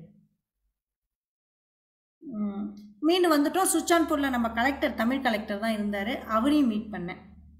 He welcomed. ஸோ நிறைய விஐபிஸ் மீட் பண்ணேன், லீடர் மீட் பண்ணேன், மேடையில் பேசினேன், அவங்களோட துக்கத்தில் பகிர்ந்துக்கிட்டேன். என்னை ஆல்ரெடி நான் அந்த உண்ணாவிரதம் இருந்ததுனால நிறையா ட்விட்டர் ஸ்பேஸு அவங்கெல்லாம் என்னை நிறைய பேர் அவங்களோட லீடர்ஸ்லாம் என்னை தெரிஞ்சு வச்சுருந்ததுனால என்னால் எல்லா லீடர்ஸையும், குக்கி லீடர்ஸு, எம்எல்ஏ, பொலிட்டீஷியன்ஸ் எல்லாரையுமே மீட் பண்ண முடிஞ்சுது. மீட் பண்ணி அப்போ ஒரு இந்தியன் எக்ஸ்பிரஸ்க்கும் இன்டர்வியூ கொடுக்க முடிஞ்சது. ஸோ இந்த ட்ராவல் இதோட முடிஞ்சுது. அடுத்து அதை பற்றி நக்கீரனில் எரியும் மண் அப்படின்னு ஒரு தொடராக எழுதினேன். எழுத்தவரில் டாக்குமெண்ட் பண்ணோம் இல்லையா, அதனால் எரியும் மண். அதை இந்த தடவை புக்காக கொண்டு வரணும், எடிட்டிங்காக வெயிட் பண்ணிகிட்ருக்கு. இது எழுதினா நிறைய பேட்டிகள் அது இது அப்படின்னு இருந்தது. திருப்பி இந்த பொலிட்டிக்கல் ஜேர்னி, ஹெப்டா, கவுன்சிலிங், அது இது அப்படின்னு போச்சு. So it's going on. இது அடுத்த ஜேர்னி அப்படிங்கிறப்ப சென்னை வெள்ளம் இப்போ வந்தது. அப்போ ஓசூர் கண்ணன் பரமசிவம் ஜாயின் பண்ணிக்கலாமா அப்படின்னு கேட்குறப்ப, நம்ம கிச்சன் போடலாமா மேடம்னாரு. வாங்க போடலான்னப்ப வண்டியை எடுத்துக்கிட்டு ஓசூர்லேருந்து கிலோ கணக்கில் தக்காளி, அங்கே 50 ரூபா தக்காளி, இங்கே 18 ரூபான்னு சொல்லிட்டு அந்த அளவுக்கு சிக்கனமாக இருப்போம் எல்லாத்துலேயும். கணக்கு பார்த்து ஒவ்வொரு பைசா, ஏன்னா எதுவுமே எங்கள் பைசா கிடையாது. மக்கள்கிட்டேருந்து 500 1000 தான் வாங்குவோம். எங்களுக்கு 1 லட்ச ரூபா 2 லட்ச ரூபா 5 லட்ச ரூபா ஸ்பான்சர்ஸ்லாம் நாங்கள் வாங்குறதே கிடையாது. ஏன்னா எல்லாரும் இந்த எண்ணங்கள் வர்றது தான் முக்கியமே தவிர்த்து எங்கள்கிட்ட நாங்கள் ஒரு சிஎஸ்ஆரில் போய் வாங்கணும், அதுக்கு ப்ரோட்டோக்கால் வேறு, உடனடியாக சிஎஸ்ஆரில் கிடைக்காது. இங்கே எல்லாரும் கொடுக்குற 500 1000 தான் உடனே கிடைக்கும். ஸோ ஃபண்ட் ரைஸ் பண்ணணும். ஃபேஸ்புக்கில் சோஷியல் மீடியாவை என்னென்னமோ சொல்கிறாங்க. யூ கான் பிலீவ், கிட்டத்தட்ட 23 lakhs around money, 7 lakhs worth of பொறுத்து 30 lakhs அரௌண்ட் ஒரு 20 daysல எங்கள் மூலமாக கை மாறி இருக்கு. பீப்புள்கிட்டேருந்து 50,000 ஃபுட் பாக்கெட் போட்டோம். 50,000 ஃபுட் பாக்கெட்டு வாலண்டியர்ஸ் தான் வந்து பேக்கெட் போட்டாங்க. நங்கநல்லூர் ஏரியாவே 125 பேர் வந்து அங்கே வந்து போட்டாங்க நம்ம கிச்சனில், மாஸ் கிச்சனில். பர்சனலாக செம்மஞ்சேரி, பெரும்பாக்கம், ஜவஹர் நகர்னு சொல்லிட்டு ஓஎம்ஆர் ரோட்டில் ரொம்ப ரொம்ப பாதிக்கப்பட்ட பகுதி, அங்கே யாருமே போகலை. நம்ம போய் லைவ் போட்டோன்னே எல்லோரும் போயிட்டாங்க. திருநின்றவூரில் வந்து 9 நாள் சாப்பாடு போட்டோம். ஃபுல்லாக தண்ணி இருந்தது, இது வரைக்கும் தண்ணி இருந்தது. போட்டில் தான் உள்ளே போனோம். போட்டில் உள்ளே போய் அதெல்லாம் பேசி பாலகிருஷ்ணன் கலெக்டர் வந்து அவர் நம்மளோட ஃபேஸ்புக் போஸ்ட்லாம் பார்த்துட்டு உடனடியாக அந்த லேக்கில் இருக்க தண்ணியை வெளியேற்றி அந்த தண்ணியை முழுக்க நிப்பாட்டி ஒரு 1500 ஃபேமிலியை வந்து தண்ணியை நம்ம ரெஸ்கியூ பண்ணிடணும். ஆக்சுவலி அந்த வாட்டரை வந்து வாட்டர் லெவலை குறைச்சி நிறைய ரெஸ்கியூ ஒர்க்கும் நடந்தது. ராம்நகர், வேளச்சேரியில் வந்து ராம்நகர் நம்ம டீம் எல்லாம் போய் பால் கொடுத்துட்டு வந்தாங்க. அங்கே இருக்கிறவங்கள வந்து வயசானவங்களை கூட்டிகிட்டு வந்தாங்க. போட்டில் போய் துறைப்பாக்கத்தில் போட்டில் போனாங்க. ஃபஸ்ட்டு ரெஸ்கியூ தான் இறங்குவோம். இது எங்களுக்கு எக்ஸ்பீரியன்ஸ் 2015 எக்ஸ்பீரியன்ஸ் இருந்தது. ஸோ அவங்க டிஆர்பி ராஜா அவங்க வார் ரூமோட கனெக்ஷன் இருந்தது. அதனால் ரெஸ்கியூலாம் யாரோ கூட சொன்னாங்க, அந்த மேடம்க்கு ஃபோன் பண்ணால் மினிஸ்டரோட பர்சன்லாம் அனுப்புகிறாங்களே அப்படின்னாங்க. அந்தமாரி தமிழச்சி தங்கபாண்டியன் அவங்களோட பிஏ, அவங்க செங்கல்பட்டு கலெக்டர், தாம்பரத்தில் இருக்கிற பொலிட்டிக்கல் பீப்புள், அப்புறம் செம்பரம்பாக்கத்தில் இருக்கிற அந்த அர்பன் டெவலப்மெண்ட் கவர்மெண்ட் ஆஃபீஸர்ஸ், இவங்க எல்லாரோடையும் சேர்ந்து பயணம் செஞ்சோம். ஸோ எல்லாமே கவர்மெண்ட் மேடம்க்கு தெரியும். ஸோ எப்படி வந்து ஒரு கவர்மெண்ட் ஸ்டாஃபோட என்ஜிஓவும் கனெக்ட் ஆகும். அந்த சமயத்தில் பெரிய அளவில் நடக்கும்போது நிறைய அவங்களும் நம்மளோட சப்போர்ட்டை எடுத்துப்பாங்க. நான் ஒரு 1000 சாப்பாடு கொடுக்குறீங்களா அப்படின்னு கேட்டுருவாங்க. அவங்களே இந்த ஏரியாவுக்கு ஒரு 1000 சாப்பாடு இருக்குது அப்படின்னு கேட்டு வாங்கிப்பாங்க. ஏன்னா அவங்களுக்கு டெஃபிசிட் ஆகும் அந்த சமயத்தில். ஸோ அந்த மாதிரி தான் கனெக்டடாக நாங்கள் ஒர்க் பண்ணுவோம். ஸோ அது நடந்தது. அதெல்லாம் அக்கௌண்ட்டு முடிக்கலான்னு சொல்லிட்டு நான் சென்னையிலேருந்து ஏந்து வரேன், டக்குன்னு தூத்துக்குடி வந்துடுச்சு. உடனே திருப்பி தூத்துக்குடியில் போனால் எங்களுக்கு யாருமே தெரியாது. தூத்துக்குடியில் டக்குன்னு ஒரு ஃபேஸ்புக் ஃப்ரெண்டு 4-5 பேரை பிடிச்சோம். கிச்சனை போட்டால் அந்த ஏரியாவில் இருக்கிற அந்த உழவார பணி பண்ணுவாங்க இல்லையா, அந்த லேடிஸ் அத்தனை பேரும் வந்துட்டாங்க. கிட்டத்தட்ட 150 பேர் கிச்சனில். 22,000 பாக்கெட் சாப்பாடு. இங்கே 30,000, அங்கே 22,000. ஸோ கிட்டத்தட்ட 52,000 பேக்கெட் அப்படிங்கிறப்ப இட்ஸ் ஹியூஜ். ஒரு பேக்கெட் இன்றைக்கி 50 ரூபானா கூட 25 லட்சம் ஆகும். ஆனால் நாங்கள் ரொம்ப பார்த்து பண்ணதுனால நாங்கள் எல்லாமே ஒரு 15 லட்சத்துக்குள்ளே கொண்டு வந்துட்டோம். ஒவ்வொரு பைசாவும் பார்த்து செலவு பண்ணுவோம், ஒவ்வொரு மளிகை சாமானும் பார்த்து செலவு பண்ணுவோம். அரிசி நிறையா தானமாக வாங்கிப்போம். ஸோ எங்களுக்கு 2 டன் அரிசின்னு வந்தது. இன்னொருத்தவங்க ஒரு 2-3 டன் அரிசின்னு கொண்டு வந்து கொடுத்தாங்க. கிச்சன் அப்படியே வந்து அரிசி குமியும். எல்லாத்தையும் மேனேஜ் பண்ணணும். ஸோ இப்போ தான் எல்லாமே அக்கௌண்ட் ஆகிட்டுருக்கு. அங்கே போனோன்னே சரி தூத்துக்குடியும் நான் போக வேண்டிய நிலமை வந்தது. ஏன்னா டிஸ்ட்ரிபியூஷனுக்கு நான் இல்லாமல் சரி வராது. நான் வந்து அந்த டிஸ்ட்ரிபியூஷனை வந்து பக்காவாக பண்ணணும்னு நினைப்பேன். யாருக்கு சாப்பாடு இல்லையோ அங்கே போகணும்னு. அப்போ அந்த காரை எடுத்துகிட்டு போகிறப்ப என் காருக்குள்ளே தண்ணி போச்சு, அது வேறு விஷயம். பட் வந்து என்னென்னா அகரம்னு ஒரு கிராமத்துக்குள்ளே போனேன். அங்கே ஒரே ஊரில் 75 வீடு டேமேஜ், கிட்டத்தட்ட 50-60 வீடு சுத்தமாக மண்ணோட மண்ணாக போயிடுச்சு. பர்சனலாக பார்த்தேன். அது வரைக்கும் அங்கே யாருமே வரல. அப்போ தான் ஹெலிகாப்டர் வந்து சாப்பாடு போட்டுட்டு இருந்தது. நான் போகிறப்ப அவங்க என்ன நினச்சிட்டாங்கன்னா நான் தான் ஹெலிகாப்டரை கூட்டிகிட்டு வந்தேன்னு நினச்சிட்டாங்க. அவ்வளோ அப்பாவியான ஊர் அது. அதுக்கப்புறம் ஏரல் அந்த பக்கம் நிறையா ஊர்கள் போனோம். நிறையா அப்புறம் அங்கே இருக்கிற மீனவர்கள் வந்து புன்னைக்காயல் அப்படின்னு சொல்லிட்டு ஒரு ஊர் வந்து தீவாக மாறிடுச்சு. அப்போ கடல் வழியாக போய் 2 மணி நேரம் போய் நம்மளோட அரிசிலாம் கொடுத்தாங்க. நம்மளோட அரிசி வந்து ஷேக் அப்படிங்கிறவர் வந்து 2 டன் அரிசி 5 டன் வாங்கினார். 2 டன் பொன்னைக்காவலுக்கு 2 டன் நம்ம கிச்சனுக்கும் கொடுத்தாரு. அப்போ அந்த போட்டை அரேஞ்ச் பண்ணி கடல் வழியாக அவங்களுக்கு அரிசி கொடுத்தோம். மேடம்க்கு தெரிஞ்சிருக்கும் அந்த ஊர் பக்கம்லாம், திருநெல்வேலி சைட்லாம் எனக்கு தெரியல. அந்த ஊர் வந்து தாமிரபரணி வந்து ஆறு மாறி ஊர்னதுனால அந்த ஊர் கட் ஆகிடுச்சு. இந்த மாதிரி நிறையா ஸ்ரீவைகுண்டம் கட் ஆகிடுச்சு, ஏரல் கட் ஆகிடுச்சு. எதுலேயும் நீங்கள் போக முடியாது. நீங்கள் போட்டில் போனீங்கன்னா அங்கே மேடு இருக்கும். மேடு வழியாக நீங்கள் மெட்ராஸ் மாரி ஈஸி கிடையாது. ஆனால் தூத்துக்குடி முழுக்கவே 6 அடி தண்ணியில் தான் இருந்தது நான் உள்ளே போகிறப்ப.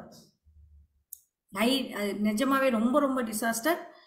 அப்போ வந்து என்னோட ஃப்ரெண்டு யூஎஸ்லேருந்து ஃபெட்னால இருந்ததுனால அவர் உடனே ஈவா வேலுவை சந்திக்கிற ஒரு ஆப்பர்ச்சுனிட்டி இருந்தோன்னே நாங்கள் இந்தமாரி அகரம் போய் பார்த்தது, இடையற்காடு, அதை சம்படி அதெல்லாம் பார்த்தோன்னே அதை பற்றி அவர்கிட்ட மனு கொடுத்தோன்னே மறுநாள் வந்து அங்கே இருக்கிற ஒரு கிராமம் விடாமல் கவர்மெண்ட் அரிசி கொடுத்துருச்சு.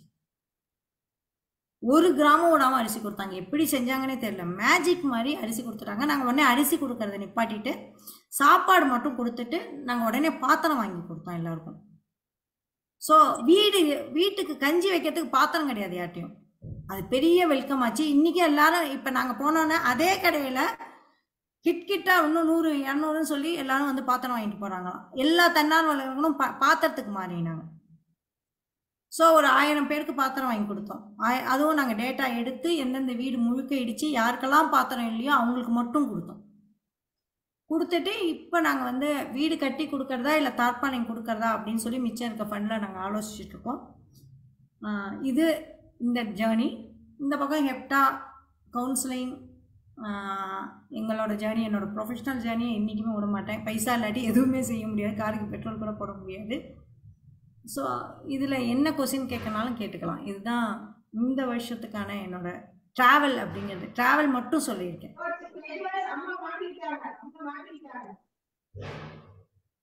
கைதட்டலாம் எல்லாரும். Super super madam, super. India யுனைடெட்ல உங்க பயணத்தை பத்தி சொல்லவே இல்லை.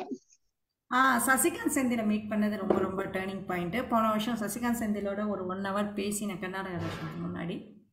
அவரோட ஐடியாலஜி எனக்கு ரொம்ப பிடிச்சிருந்தது. I respect. எனக்கு வந்து பொலிட்டீஷியன் அப்படிங்கிற மேலே நான் வந்து ஹை ரெஸ்பெக்ட் வைக்கிறது ரொம்ப கம்மி. சசிகாந்த் செந்தில் வந்து ஒரு எக்ஸப்ஷன் அதில். எனக்கு வெரி ஃபியூ பொலிட்டீஷியன்ஸ் தான் பிடிக்கும். ஸோ நிறைய பேருக்கு தெரியும் பொலிட்டிக்கல் வந்து எவ்வளோ டஃப்பான ஒரு இதுன்னு. அவங்கள பற்றி தப்பாக சொல்லலை. எனக்கு ஐடியாலஜி ரொம்ப ரொம்ப முக்கியம். அந்த ஐடியாலஜியில் வந்து முழுக்க முழுக்க என்னை வந்து இம்ப்ரெஸ் பண்ண ஒரே பொலிட்டீஷியன் வந்து சசிகாந்த் செந்தில் தான். ஆக்சுவலி அவர் வந்து என்னுடைய கல்லூரியில் படித்தவர், திருச்சி NIT. சூப்பர். அவரை தாண்டி நான் யாரையுமே வந்து இது வரைக்கும் இம்ப்ரெஸ் ஆகலை இது வரைக்கும் ஐடியாலஜி வைஸ். ஸோ இன்னி வரைக்கும் அவரோட ட்ராவல் பண்ணிகிட்ருக்கேன்.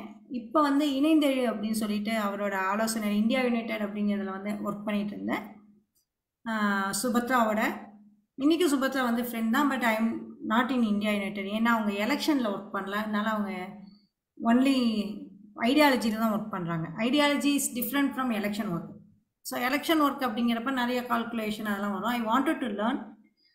அதனால் வந்து ராகுல் காந்தி வந்து இந்திரா ஃபெலோஷிப் அப்படின்னு ஒன்று ஓப்பன் பண்ணார். அதுக்கு வந்து என் ஃப்ரெண்ட்ஸ்லாம் அப்ளை பண்ண சொன்னாங்க. So I am learning political through Indira fellowship. அதை வந்து காங்கிரஸில் வந்து அந்த ஒரு ப்ராக்டிக்கல் ஃபெலோஷிப் பண்ணுறாங்க. தே பே ஃபார் அஸ் ஆக்சுவலி. ஒன்றும் பேமெண்ட் வரல. ஸோ நான் இப்போ அது ஒரு கோர்ஸ் எடுத்திருக்கேன் இந்திரா ஃபெலோஷிப் அப்படின்னு. இது வந்து பொலிட்டிக்கல் சைடு, என்னோடய பொலிட்டிக்கல் சைடு. இது எல்லாமே கற்றுக்கிறது. எனக்கு ஒன்றுமே தெரியாது பொலிட்டிக்கலை. இணைந்த கிருஷ்ணகிரியை வந்து நான் வந்து கிருஷ்ணகிரியில் ஒர்க் பண்ணுறதா முடிவு பண்ணி MP செல்லகுமார் போய் பார்த்துட்டு வந்தேன். அவர் ஒர்க் பண்ணுங்க அப்படின்னு சொல்லி அவரோட பிரேக்ஃபாஸ்ட் சாப்பிட்டு அவரோட இடங்களுக்கு போய் பார்த்தோம். ஸோ எனக்கு பக்கத்தில் ஓசூர் இருக்கனால ஓசூர் தொகுதியும் கிருஷ்ணகிரி பாராளுமன்ற தொகுதியும் நான் ஒர்க் பண்ண தேர்ந்தெடுத்திருக்கேன். அது எங்க தொகுதி மேடம்? நான் ஒசூர்ல தான் இருக்கேன், பார்டர்ல. நான் வரேன், உங்களை இந்த வாரம் மீட் பண்ணுறேன். கண்டிப்பா வாங்க வாங்க. எனக்கு நிறைய கனெக்ஷன்ஸ் தேவைப்படுது. ஸோ கண்டிப்பா கண்டிப்பா. எங்களோட நோக்கம் என்ன அப்படின்னா, எங்களை மாதிரி சிந்தனை இருக்கிறவங்க, பொலிட்டிக்கல் பதவி எதிர்பார்க்காதவங்க, பொலிட்டிக்கலி பெனிஃபிட் வேணும்னு நினைக்காதவங்க, ஏதாவது ஒரு சோஷியல் ஆக்டிவிட்டியில் தன்னை இணைச்சிக்கணும்னு நினைக்கிறவங்க எங்களோட பயணம் செய்ய முடியும். மிச்சம் யாரும் பயணம் செய்ய முடியாது. ஸோ இங்கே வந்து பதவி கிடைக்கும், நம்மளுக்கு நேம் வரும், நம்மளை வந்து அப்படியே யாராவது போற்றி புகழ்வாங்க, எதுவுமே இருக்காது. சைலண்டாக நம்ம வருவோம். இப்போ எதில் கர்நாடகாவில் நான் இருந்தேன்னா நான் கர்நாடகா எலெக்ஷனில் ஒர்க் பண்ணது வந்து யாருக்கு, தினேஷ் குண்டுராவ் தொகுதியில் பண்ணேன், பேட்ராயின் போல தானே. They know me actually. என்ன எவ்வளவுக்கு தெரியும். பட் அவங்களுக்கு எனக்கு இன்றைக்கி சம்மந்தமே கிடையாது. அவங்க 2 பேரும் இன்றைக்கி அமைச்சர்கள். நான் ஒர்க் பண்ண 2 தொகுதிகளும் அவங்க அமைச்சர்கள். எனக்கு அவங்களுக்கும் யாரை என்னன்னு கூட தெரியாது. அதுக்காக நான் போய் பார்க்கலன்னு, நான் மணிப்பூர் முடித்தோடனே நான் போய் எங்களோட தொகுதி அமைச்சரை போய் பார்த்து எனக்கு மணிப்பூருக்கு ஹெல்ப் வேணும்னு கேட்டேன். ஜெகத்தை அதுக்கு நடுவில் சனாதன ஒழிப்பு மாநாடுக்கு போனேன், அது வைரல் ஆயிடுச்சு. அது சொல்ல வேணாம் தான் அதை சொல்ல வேணாம் தான் அது இதுலயே கட் பண்ணிட்டேன் ஆக்சுவலா பேச. அது வைரல் ஆயிடுச்சு. அது ஆக்சுவலி என்ன அப்படின்னா, அது நான் ஒரு பியூட்டிஃபுல் காஸ்க்காக போயிருந்தேன். என்ன அப்படின்னா, மாலம்மா அப்படின்னு, அதை விட்டுருங்க, அந்த ஒழிப்பு மாநாடுலாம் நமக்கு தேவையில்லை. மாலம்மா அப்படின்னு சொல்லிட்டு ஒரு லேடி, தேவதாசிகள் அப்படிங்கிறவங்க கர்நாடகாவில் இன்னும் 50,000 பேர் இருக்காங்க. அவங்க கன்னடத்தில் பேசுகிறத மொழிபெயர்க்க யாரும் இல்லை. மொழிபெயர்க்க வச்சுருந்தவங்க அன்றைக்கி யாரும் வரல. அப்போ பெங்களூர்லேருந்து உடனடியாக கிளம்பி வாங்கினோன்னா உடனடியாக கிளம்பி போனேன். உதயநிதி அவர்கள் பேசின மேடைக்கு அடுத்த மேடையில் நாங்கள் 2 பேரும் பேசினோம். அவங்க கன்னடத்தில் சொன்னாங்க. எனக்கு ஆக்சுவலி அவங்க ரொம்ப சொச்சமான கன்னடம், அந்த மேடை கன்னடம் வேறு ரொம்ப டஃப்பு, நம்மளுக்கு வராது. எப்படியோ பேசி முடிச்சிட்டேன். முடித்தோன்னே ஆக்சுவலி அது நல்ல வரவேற்பு வந்தது. அப்போ தான் எனக்கு தெரிஞ்சுது இன்னும் தேவதாசிகள் குடும்பம் இருக்குது. ஒரு 3 வருஷம் முன்னாடி தேவதாசி முறையை வந்து ஒழிச்சிருக்காங்க மாலம்மா, பிடிச்சிருக்காங்க. பொட்டு கட்டுறது அப்படிங்கிறது வந்து இந்த ஊரில் என்ன சொல்லுவாங்க, பொட்டு கட்டுறதுங்கிறது ஒன்று சொல்லுவாங்க. பொட்டு கட்டுறது நம்ம ஊரில், இந்த ஊரில் ஒன்று சொல்லுவாங்க, கிட்டத்தட்ட அதே தான். அவங்க ஏன் இந்த சனாதன ஒழிப்பு மாநாடுக்கு வந்தாங்க அப்படின்னா, இந்த விஷயங்கள் வந்து ஒழிக்கப்படணும். தேவதாசி விஷயங்கள் இன்னுமே நடைமுறையில் இருக்குது. அவங்க சொல்கிறாங்க, இந்தியா ஃபுல்லாக நிறையா உள்ளால கிராமத்தில் தேவதாசி முறைகள் இருக்குது, ஆனால் அதை மறைச்சிக்கிட்டு இருக்கோம். அது எப்படி ஒரு கொடூரமான முறைனா, தலித் பெண்கள் மட்டும்தான் தேவதாசிகளாம். அதில் 9-10 வயசு, இப்போ 9வது படிக்கிறப்ப 8வது படிக்கிற பெண்களை வந்து விட்டுருவாங்களாம் கோயிலுக்கு விட்டாச்சுன்னா அந்த ஊரில் ஒரு பெரிய மனுஷன் அவங்கள கல்யாணம் பண்ணிக்காமல் வச்சுப்பாங்களாம். அதுக்கப்புறம் குழந்தை பிறக்குமா, அவனுக்கு மட்டும்தான் அவங்க இதுவாக இருப்பாங்களாம். இருந்தப்பறம் அந்த குழந்தையும் இந்த பெண்ணையும் கை கழுவி விட்டுருவாங்களாம். அதுக்கப்புறம் அந்த பெண்ணை வந்து எந்த நாதியும் இல்லாமல் போயிடுவாங்க. அந்த குழந்தைக்கும் இல்லை எந்த ஒரு அட்ரஸோ எந்த ஒரு லேபிளோ இருக்காது. இந்த மாதிரி தேவதாசி வீட்டில் இருக்கிற குழந்தைகள் குடும்பம் மட்டுமே கிட்டத்தட்ட 5 லட்சம் 10 லட்சம் வரைக்கும் இருக்குங்கிறாங்க. நம்ம சொல்கிறோம் இல்லையா, அந்த குழந்தைக்கு சொத்து கிடையாது, எதுவுமே கிடையாது, விட்டுட்டு போயிடுவாங்க. அவங்க இதுலேயே ஒரு குழந்தை பிறக்கும் வரைக்கும் தான் அந்த பெண்ணோட இருப்பாங்க. அடுத்த பெண்ணை நோக்கி போயிடுவாங்க குழந்தை பிறந்தோன்னு. அந்த தேவதாசி பெண்ணுக்கு நில உரிமையோ எந்த உரிமையும் கிடையாது. அது வரைக்கும் அந்த ஆள் காப்பாற்றணும். அந்த ஆள் விட்டுட்டு போயிட்டானா காப்பாற்ற கிடையாது. ஆனால் கம்பல்சரி தேவதாசி முறையை வந்து கோயிலில் செஞ்சே ஆகணும், இல்லாட்டி பாவம் வந்துடும். இந்த கதைகள் வந்து எனக்கு அவங்க மூலமாக தெரிஞ்சுது. அதன் மூலமாக தேவதாசிக்கு ஒர்க் பண்ணுற, கர்நாடகாவில் ஒர்க் பண்ணுற இன்னொரு அமைப்பையும் தெரிஞ்சுக்கிட்டேன். இந்த மாதிரியான நிறைய ட்ராவல் வந்து சோஷியல் ஆக்டிவிஸ்டாக நிறைய எக்ஸ்ப்ளோர் பண்ண முடிஞ்சுது. ஸோ மேடம் வந்து கவர்மெண்ட்டில் இருக்காங்க, நிறைய தெரிஞ்சிருக்கும் அவங்களுக்கு இது மாதிரிலாம், குழந்தை திருமணம், தேவதாசி முறை எல்லாம். பட் எனக்கு வந்து எல்லாமே புதுசு. ஆக்சுவலி ஒரு சிட்டிலேயே இருந்து சிட்டிலேயே பழகி இன்னும் தேவதாசி முறை இருக்கா, இதெல்லாம் இன்னும் நடக்குதா அப்படின்னு. இந்தமாரி மாயவலைன்னு ஒரு ப்ரோக்ராம் பண்ணுறோம் டீனேஜுக்கு. அப்போ வந்து 9வது படிக்கிற குழந்தை மெரிட்டல் ரேப்பில் சிக்கியிருந்தது. அந்த 9வது படிக்கிற குழந்தைய காப்பாற்றி அதை இவங்கள சைல்டு ஹெல்ப் லைனில் கொடுத்துட்டு வந்தோம். இந்த மாதிரியான விஷயங்கள்லாம் இந்த வருஷம் நிறையா நடக்கும். எஸ், தேங்க்யூ கீர்த்தி, தேங்க்யூ வெரி மச். உண்மையாவே நிறைய செய்திகள் இதுல. முக்கியமா என்னன்னா, உங்களோட ஜேர்னில நீங்க உங்களை கேட்டுக்கிற கேள்வின்னு தான் ஒருத்தரும் கேட்டுக்கணும் கேள்வி. அடுத்தது என்ன, இதெல்லாம் என்ன நடக்க போகுது, அடுத்து நாம என்ன பண்ண போறோம், இப்படி ஒவ்வொருத்தரும் இந்த கேள்வியை கேட்டுக்கிட்டோம்னாவே நம்ம அடுத்தது என்ன செய்ய போறோன்றதுக்கு நம்ம ஒரு நல்ல முடிவுக்கு வர்றதுக்கு உண்டான சிந்தனை நமக்கு கிடைக்கும். மகிழ்ச்சி. பிரேமா மேடம் வாங்க. 11 மணி ஆக போகுது. அதனால முதல்ல நான் அப்படின்றதுனால கூப்பிட்டதுக்கு நன்றி சார். கீர்த்தி, எப்படி வந்து சோசியல் மீடியாவை பாசிட்டிவா ஆக்கலாம் அப்படின்றத முதல் லெக்சர் இந்த மைண்ட் யுவர் மைண்ட்ல நீங்க சொன்னீங்க. எத்தனை விஷயங்கள். அதுக்கப்புறம் கடந்த வருடங்கள்ல நீங்க சந்தித்த சவால்கள், இந்த சவால்கள் எல்லாம் உங்களை வந்து மெருகேற்றி இருக்கு, உங்களை பலப்படுத்தியும் இருக்கு. அதனால இன்னுமே நல்ல வலிமையா வந்து நீங்க வந்து பிரகாசிக்கிறதுக்கான ஒரு அடித்தளத்தை அமைச்சு கொடுத்துருக்கு. உங்களை வச்சு உங்களோட தோழிகள் தோழர்கள் இவங்களும் வந்து ஒரு நல்ல ஒரு விஷயங்களுக்கு உங்களோட கையை பலப்படுத்துறாங்க. உண்மையிலேயே இந்த வெள்ளத்துக்கு நீங்க பண்ண பணிகள்லாம் நான் பார்த்துட்டு இருக்கேன். உங்களோட மீடியால நீங்க வந்து கேட்குற அந்த வாலண்டியர்ஸ் இதெல்லாம் நான் கன்சர்ன்ட் ஆஃபீஸர்ஸ்க்கெல்லாம் ஷேர் பண்ணியிருந்தேன். வாவ், உங்களுக்கு தேங்க்யூ. தகவல் சொல்லலையே ஒழிய இப்ப தூத்துக்குடியில அந்த எக்ஸிகியூட்டிவ் என்ஜினியருக்கு இப்படி இந்த மாதிரி ப்ராப்ளம் இருக்கு, இந்த இடத்துல இருக்கு அப்படின்றதையெல்லாம் நான் ஷேர் பண்ணியிருந்தேன். நங்கநல்லூர்னா அங்க நங்கநல்லூர்ல இருக்கிறவங்களுக்கெல்லாம் அது மாதிரி அது எவ்வளவு ஒரு கண்டினியூஸா அந்த கிச்சன் நடக்குது, வாலண்டியர்ஸ்க்கு தேவைப்படுறாங்க அப்படின்றதையெல்லாம் கொஞ்சம் ஷேர் பண்ணியிருந்தேன். உண்மையிலேயே அந்த அளவுக்கு ஒரு சிறப்பான ஒரு சேவையை அந்த அட்கனெக்ட் பண்ணி இருக்கிறதுக்கு உண்மையிலேயே ஒரு பெரிய சல்யூட் அந்த டீமுக்கே சொல்லணும். அவ்வளவு தூரத்துல இருந்து ஓசூர்ல இருந்து பயணிச்சு வந்தது. உங்களுடைய பயணம் இந்த கன்னியாகுமரி டு காஷ்மீர் அப்படின்றது எந்த அளவுக்கு ஒவ்வொரு ஸ்டேட்டும் வந்து நம்மளுடைய எண்ணத்துல நம்ம படிக்கிற விஷயங்களை பொறுத்து இந்த ஸ்டேட் இப்படி இந்த ஸ்டேட் இப்படின்னு நமக்கு சில பிம்பங்களை உருவாக்கி வச்சிருக்கோம். ஆனா அப்படிலாம் இல்லை. மணிப்பூர்ன்றது இந்த அளவுக்கு வந்து இருக்கு அப்படின்றது எல்லாம் ரொம்ப நல்லா வந்து சொன்னீங்க. இது நேரடியாக போற ஒரு ஆட்களுக்கு இது தெரியும். அதே மாதிரி ராகுல் காந்தி அப்படின்ற ஒரு பொலிட்டிக்கலுக்கு தாண்டி இந்த ஒற்றுமைப்படுத்தணும் இந்தியாவை அப்படின்றதுக்கு அவருடைய நடைப்பயணத்துக்கு நீங்க இம்ப்ரெஸ் ஆகி உங்களோட தோழிகளோட போயிருந்தீங்கன்றதும் உண்மையிலேயே வீட்டை விட்டுட்டு ஒருத்தர் மனிதாபிமானத்தோட லேடிஸ் 3 பேர் வந்திருக்காங்க அப்படின்னு குழந்தை குட்டியோட வெளியில போய் தங்குறாங்க அப்படின்ற மக்கள் இருக்கிற தேசம்தான் நம்மளுடைய பாரத தேசம். நீங்க சொன்ன மாதிரி தூத்துக்குடியில ஒரு முஸ்லீம் தான் கொடுத்தாரு அந்த அரிசி உங்களுக்கு அந்த இதுக்கு பண்றதுக்குன்னு பாதி அரிசியை வந்து இது பண்ணேன்னு சொல்லிட்டு நீங்க பேசும்போது ஒரு முஸ்லீம் நபருடைய பேரை தான் சொன்னீங்க. இது நம்ம வந்து இதுக்கெல்லாம் அப்பாற்பட்டு தான் எல்லாருமே ஒருத்தருக்கு ஒருத்தர் தொடர்புல இருக்கும், நல்லா செஞ்சுக்கிட்டு இருக்கோம். ஆக்சுவலி நீங்க 300 இந்த மீனவ பணிகள் உங்களுடைய அதுவும் எப்டால அந்த வாட்டர் ஃபாஸ்டிங் எடுத்துட்டு போறது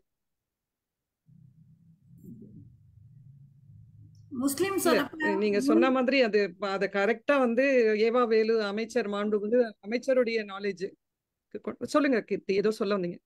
அந்த சாரி நான் நடுவில் சொல்றேன். 300 மீனவர்கள் வந்து படகுகள் லாரிகளில் படகுல போட்டு வந்துட்டாங்க.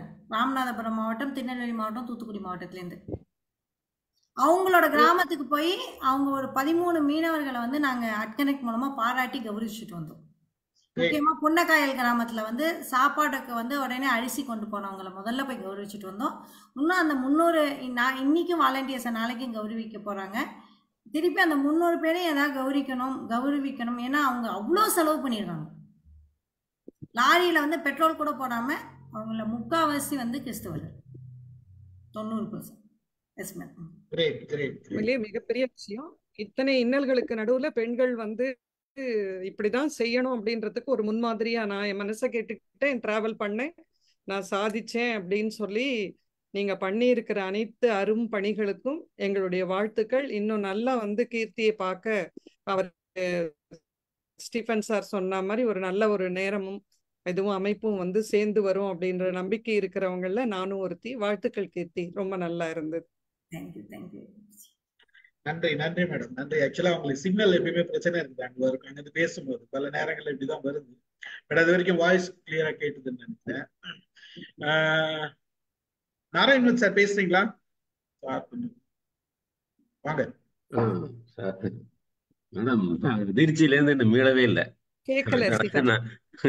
கொஞ்சம் சத்தமா பேசுங்க. கேக்குதா? கேக்குது. இன்னொரு தவிர எந்த கார்ல போனீங்க மேடம்? என்னோட நிசான் மைக்ரா தான், மேனுவல். ஆக்சுவலி எங்களோட வந்து ஒன்னொருத்தவங்க நாங்க மேடமே போறாங்க நம்ம ஏன் போக கூடாது அப்படின்னு சொல்லி BMW ஒருத்தவங்க கிளம்பி வந்தாங்க. சிவகாசி சிவகங்கையில இருந்து.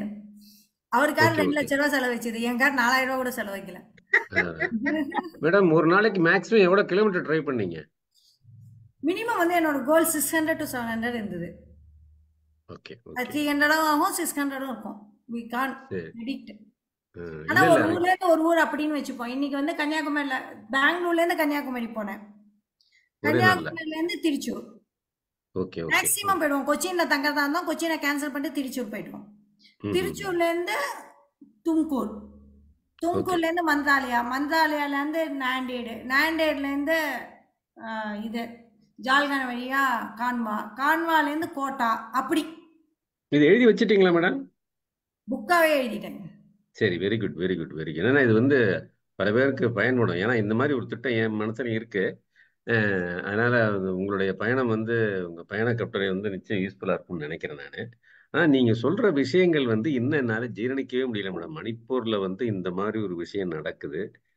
கர்நாடகால வந்து இந்த மாதிரி ஒரு முறையில பெண்கள் வந்து அவதிப்படுறாங்க அப்படிங்கிறது வந்து இப்போ அந்த அந்த அந்த கைவிடப்பட்ட பெண்களுடைய நிலைமையெல்லாம் என்னங்கிறது வந்து ஏதாவது ஆய்வு செய்ய டேட்டா முடிஞ்சதா? இருக்கு, அதுக்காக ஒர்க் பண்றாங்க. இப்போ என்னோட ஃப்ரெண்டு என்ஜிஓல தான் ஒர்க் பண்றாங்க.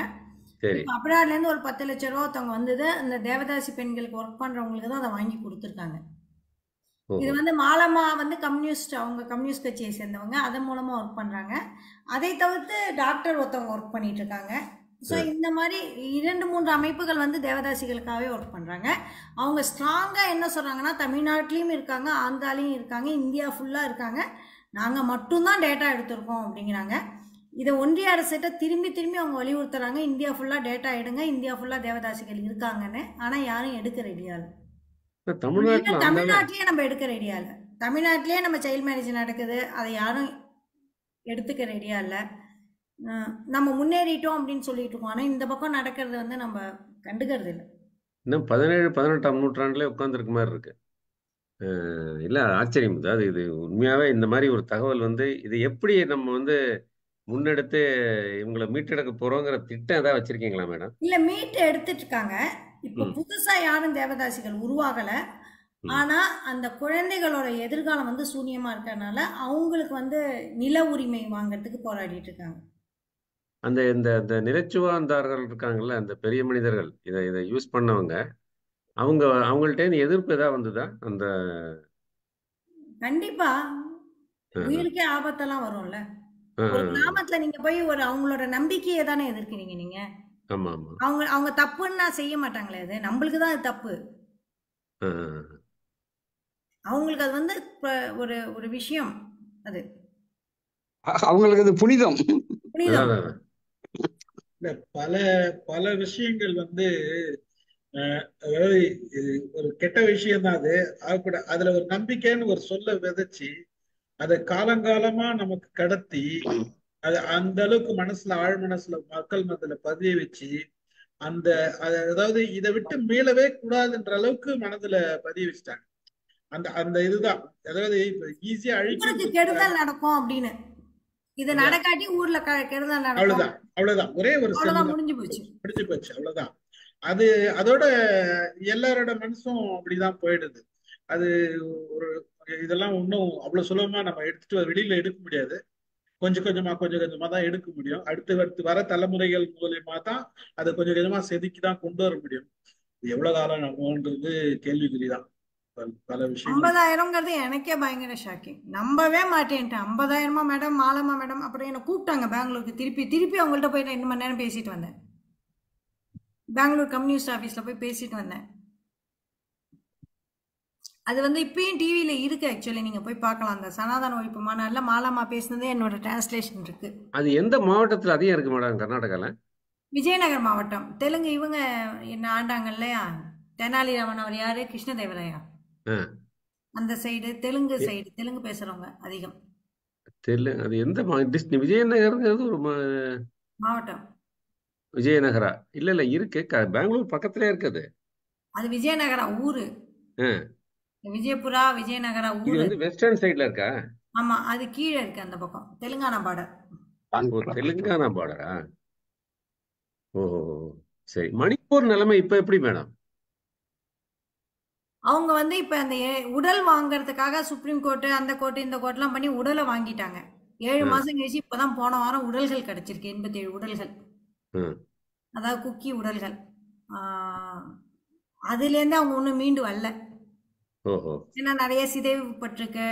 மார்ச் வரையில தானே இருந்திருக்கு இத்தனை நாள். 7 மாசங்கிறது சாதாரண நாட்கள். அதாவது அந்த ஸ்ட்ரெஸ்ல இருந்து ரிலீவ் ஆயிட்டாங்க பலர். அந்த உடல் கிடைக்காத ஸ்ட்ரெஸ் இருந்தது. நீங்க நினைச்சு பாருங்களேன், 87 உடல்கள் போன வாரம் மாஸ் பரியல் நடந்திருக்கு. நம்மளுக்கு ஏதாவது நியூஸ் வந்துதா? இப்படிதான் இருக்கும் நம்ம இங்க. நம்ம என்னமோ பேசிட்டு உட்காந்துருக்கோம் இங்க. 21ஆம் நூற்றாண்டுலயே இல்ல நம்ம ஆக்சுவலா. இல்ல நம்ம போன வாரம் என்ன பேசிட்டு இருந்தோம் பாருங்களேன், 192 MB வெளியில ஏத்திட்டாங்க, பாராளுமன்றத்துல வந்து என்னென்னமோ நடக்குதுன்னு. இந்த பக்கம் இதெல்லாம் நடக்கும்போது அங்க மாஸ்பரியில் நடந்துட்டு இருக்கு. கரெக்டா இங்க வந்து இந்த வண்ண புகை கொண்டு போட்டுட்டு இருக்கப்ப அங்க மாஸ்பரியில் நடக்குது. சோ இது பொலிட்டிக்கலா நம்ம பேச வேண்டாங்கனால இதை அவாய்ட் அதனாலதான் வேண்டாம், பொலிட்டிக்கலா பேச வேண்டாம். பட் வந்து இந்த எனக்கு இன்னுமே ஷாக்கிங், எந்த மீடியாலையும் எப்படி ஒரு இவ்வளோ பெரிய விஷயத்த வந்து மறைக்க முடியுது? அது இன்ஸ்ட்ரக்ஷன் தான்.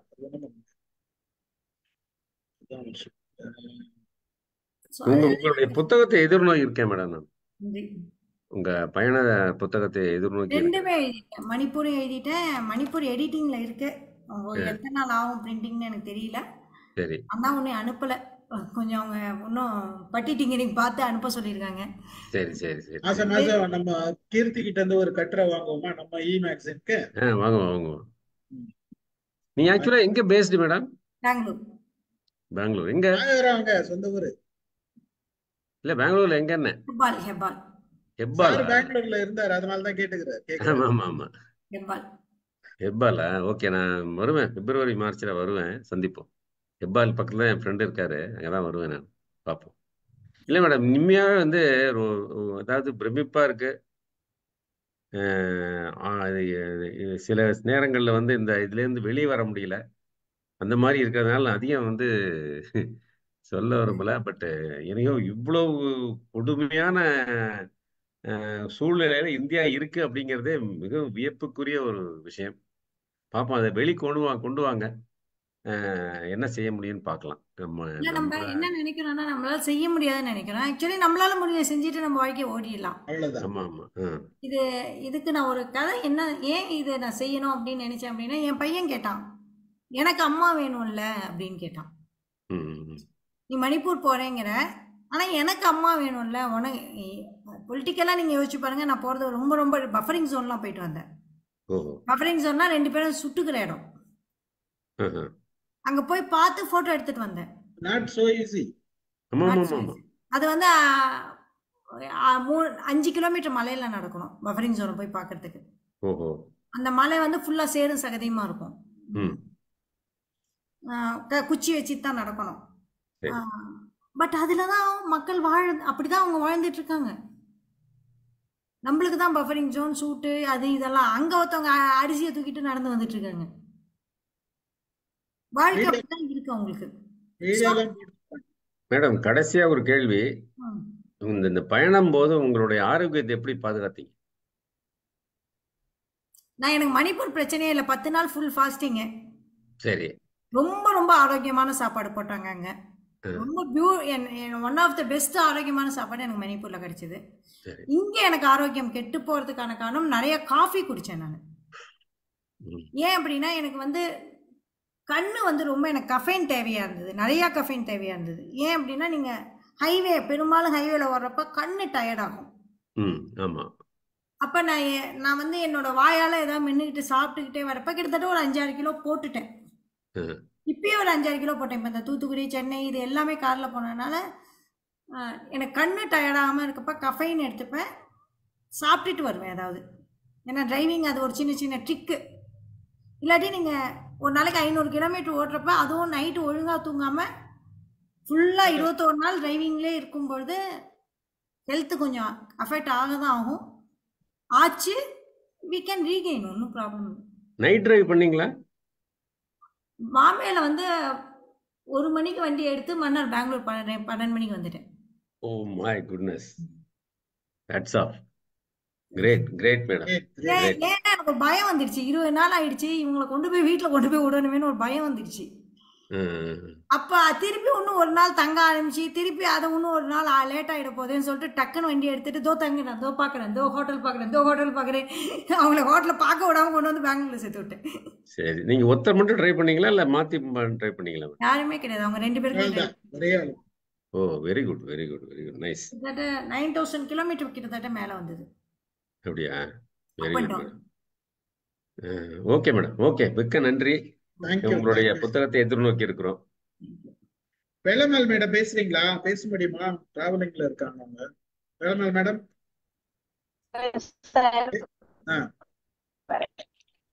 வணக்கம் சார், வணக்கம். உண்மையிலேயே ஒரு வைப்ரண்ட் ஒரு உங்களை பார்த்தது எங்களுக்கு ரொம்ப மகிழ்ச்சி. அது அதை தாண்டி உங்களுடைய எண்ணங்கள், அந்த எண்ணங்கள் தான் ரொம்ப ஈர்ப்பாக இருந்தது. எப்படி டிராவல், அதாவது நான் உங்களை மாதிரி ஒரு டிராவல் விரும்பி நிறைய டிராவல் பண்ணுவேன் நானும். அது மாதிரி நீங்க உங்களுடைய டிராவல் ஆனா என்னுடைய சூழல் நிறைய டிராவல் பண்ண முடியாம இருந்திருக்கு. ஆனா நீங்க அத ஒரு எடுத்து டிராவல் பண்ணதோட அந்த மக்களுடைய அந்த கையை பிடிச்சு பார்த்துருக்கீங்க. அதுதான் அவங்க உணர்வுகள் என்ன, அதை பற்றிதான் உங்களுடைய புக்ஸ் அதெல்லாம். உண்மையிலே ஒரு நல்ல ஒரு லேடியை பார்க்கறதுக்கான ஒரு வாய்ப்பு இன்னைக்கு சார் ஏற்படுத்தி அவர்தான் தேங்க் பண்ணணும். ரெண்டாவது இப்ப நீங்க சொன்னீங்க அந்த வெள்ள நிவாரணம் பண்ணும்போது நீங்க சொன்ன தூத்துக்குடி இதெல்லாம் இப்ப நான் அந்த ஒரு அப்படி சொன்ன மாதிரி எப்படியெல்லாம் ஒரு வெள்ளம் புரட்டி போடும், ஒரு இயற்கை பேரழிவு அப்படிங்கறது என்னங்கிறத பார்த்துட்டு நேத்தைக்கெல்லாம் லிட்டரலா நான் அழவே செய்தேன். சில இடங்களை பார்த்துட்டு அந்த ஒண்ணுமே தெரியாம அவ்வளோ இன்னசென்டா அந்த மக்கள் இருக்கிறாங்க. அந்த வெள்ள அழிவு கூட அவங்கள என்ன செய்யறதுன்னு தெரியாம அப்படி ஒரு தவிப்பு, ஆடை இல்லாம வீடு இல்லாம போயிட்டு ஒரு ரவுண்ட் அடிச்சுட்டு எல்லாரும் ஹெல்ப் பண்ணிட்டு வந்தாங்க. ஆக்சுவலா ஆடு இறந்து இருந்ததை நான் பார்த்தேன். ரெண்டு பக்கமும் ஆடு ஒதுங்கி இருந்ததை நான் பார்த்தேன்.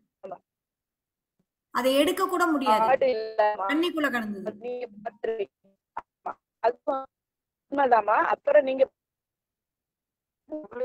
வாழ்வாதாரம் வாழைதான் சிக்னல் கட் ஆகுது மேடம். வெள்ளத்திற்கு நல்ல இந்த மாதிரியான ஒரு நல்ல ஒரு சூழலை நீங்க எங்களுக்கு சொன்னீங்க.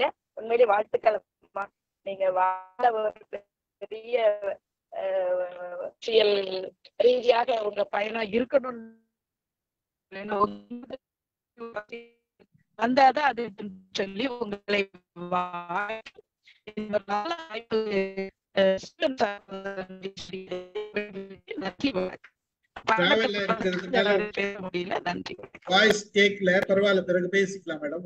உங்களுக்கு ஒரு இன்ட்ரெஸ்டிங்கான கதை சொல்றேன். ஒரு சினை மாடு 3 நாள் தண்ணியிலேயே சுத்திட்டு இருந்திருக்கு. தண்ணி வடிஞ்சோட கண்ணு மாடு அவ்வளவு புத்திசாலியா இருந்திருக்கு. 3 நாள் தண்ணியிலேயே சுத்தி தண்ணி வடிஞ்சோட சினையை ஈன்றிருக்கு. இல்லாட்டி அந்த அந்த டெலிவரி மட்டும் அந்த சினை பண்ணியிருந்தேன்னா அந்த அந்த 2 பேரையும் காப்பாத்திருக்க முடியாது. அந்த அந்த மாடியும் அந்த கண்ணுக்குட்டியும் நம்ம ஆட்கள் நம்ம தன்னார்வலர் வீடியோ எடுத்துட்டு காமிச்சாங்க. எஸ், டைம் ஆச்சு. கோபால் ரத்னம் சார் பேசுறீங்களா? அனைவருக்கும் வணக்கம் சார். கேக்குதுங்களா? கேக்குதா? எஸ், கேக்குது. கடக்கடன் ஒரு வார்த்தைகள். as a traveler, as a NGO, as a political support, பயண கட்டுரையாளர் அந்த விதத்துல உண்மையிலே மிகப்பெரிய ஆளுமை உங்களுடையது. ஸோ நீங்கள் சொன்ன விஷயங்கள்லாம் பார்க்கும்போது நாராயணமூர்த்தி சார் சொன்ன மாதிரி பெருமைப்பா இருந்தது. நிச்சயமாக உங்களுடைய ட்ராவலில் நாங்களும் பங்கெடுத்துப்போம் நியர் ஃபியூச்சரில் அப்படின்னு இந்த நேரத்தில் தெரிவித்து கொடுக்குறேன் madam. Thank you very much. Thank you Stephen. Thank you sir. Thank you. Kalyani madam பேசுறீங்களா? கல்யாணி மேடம்.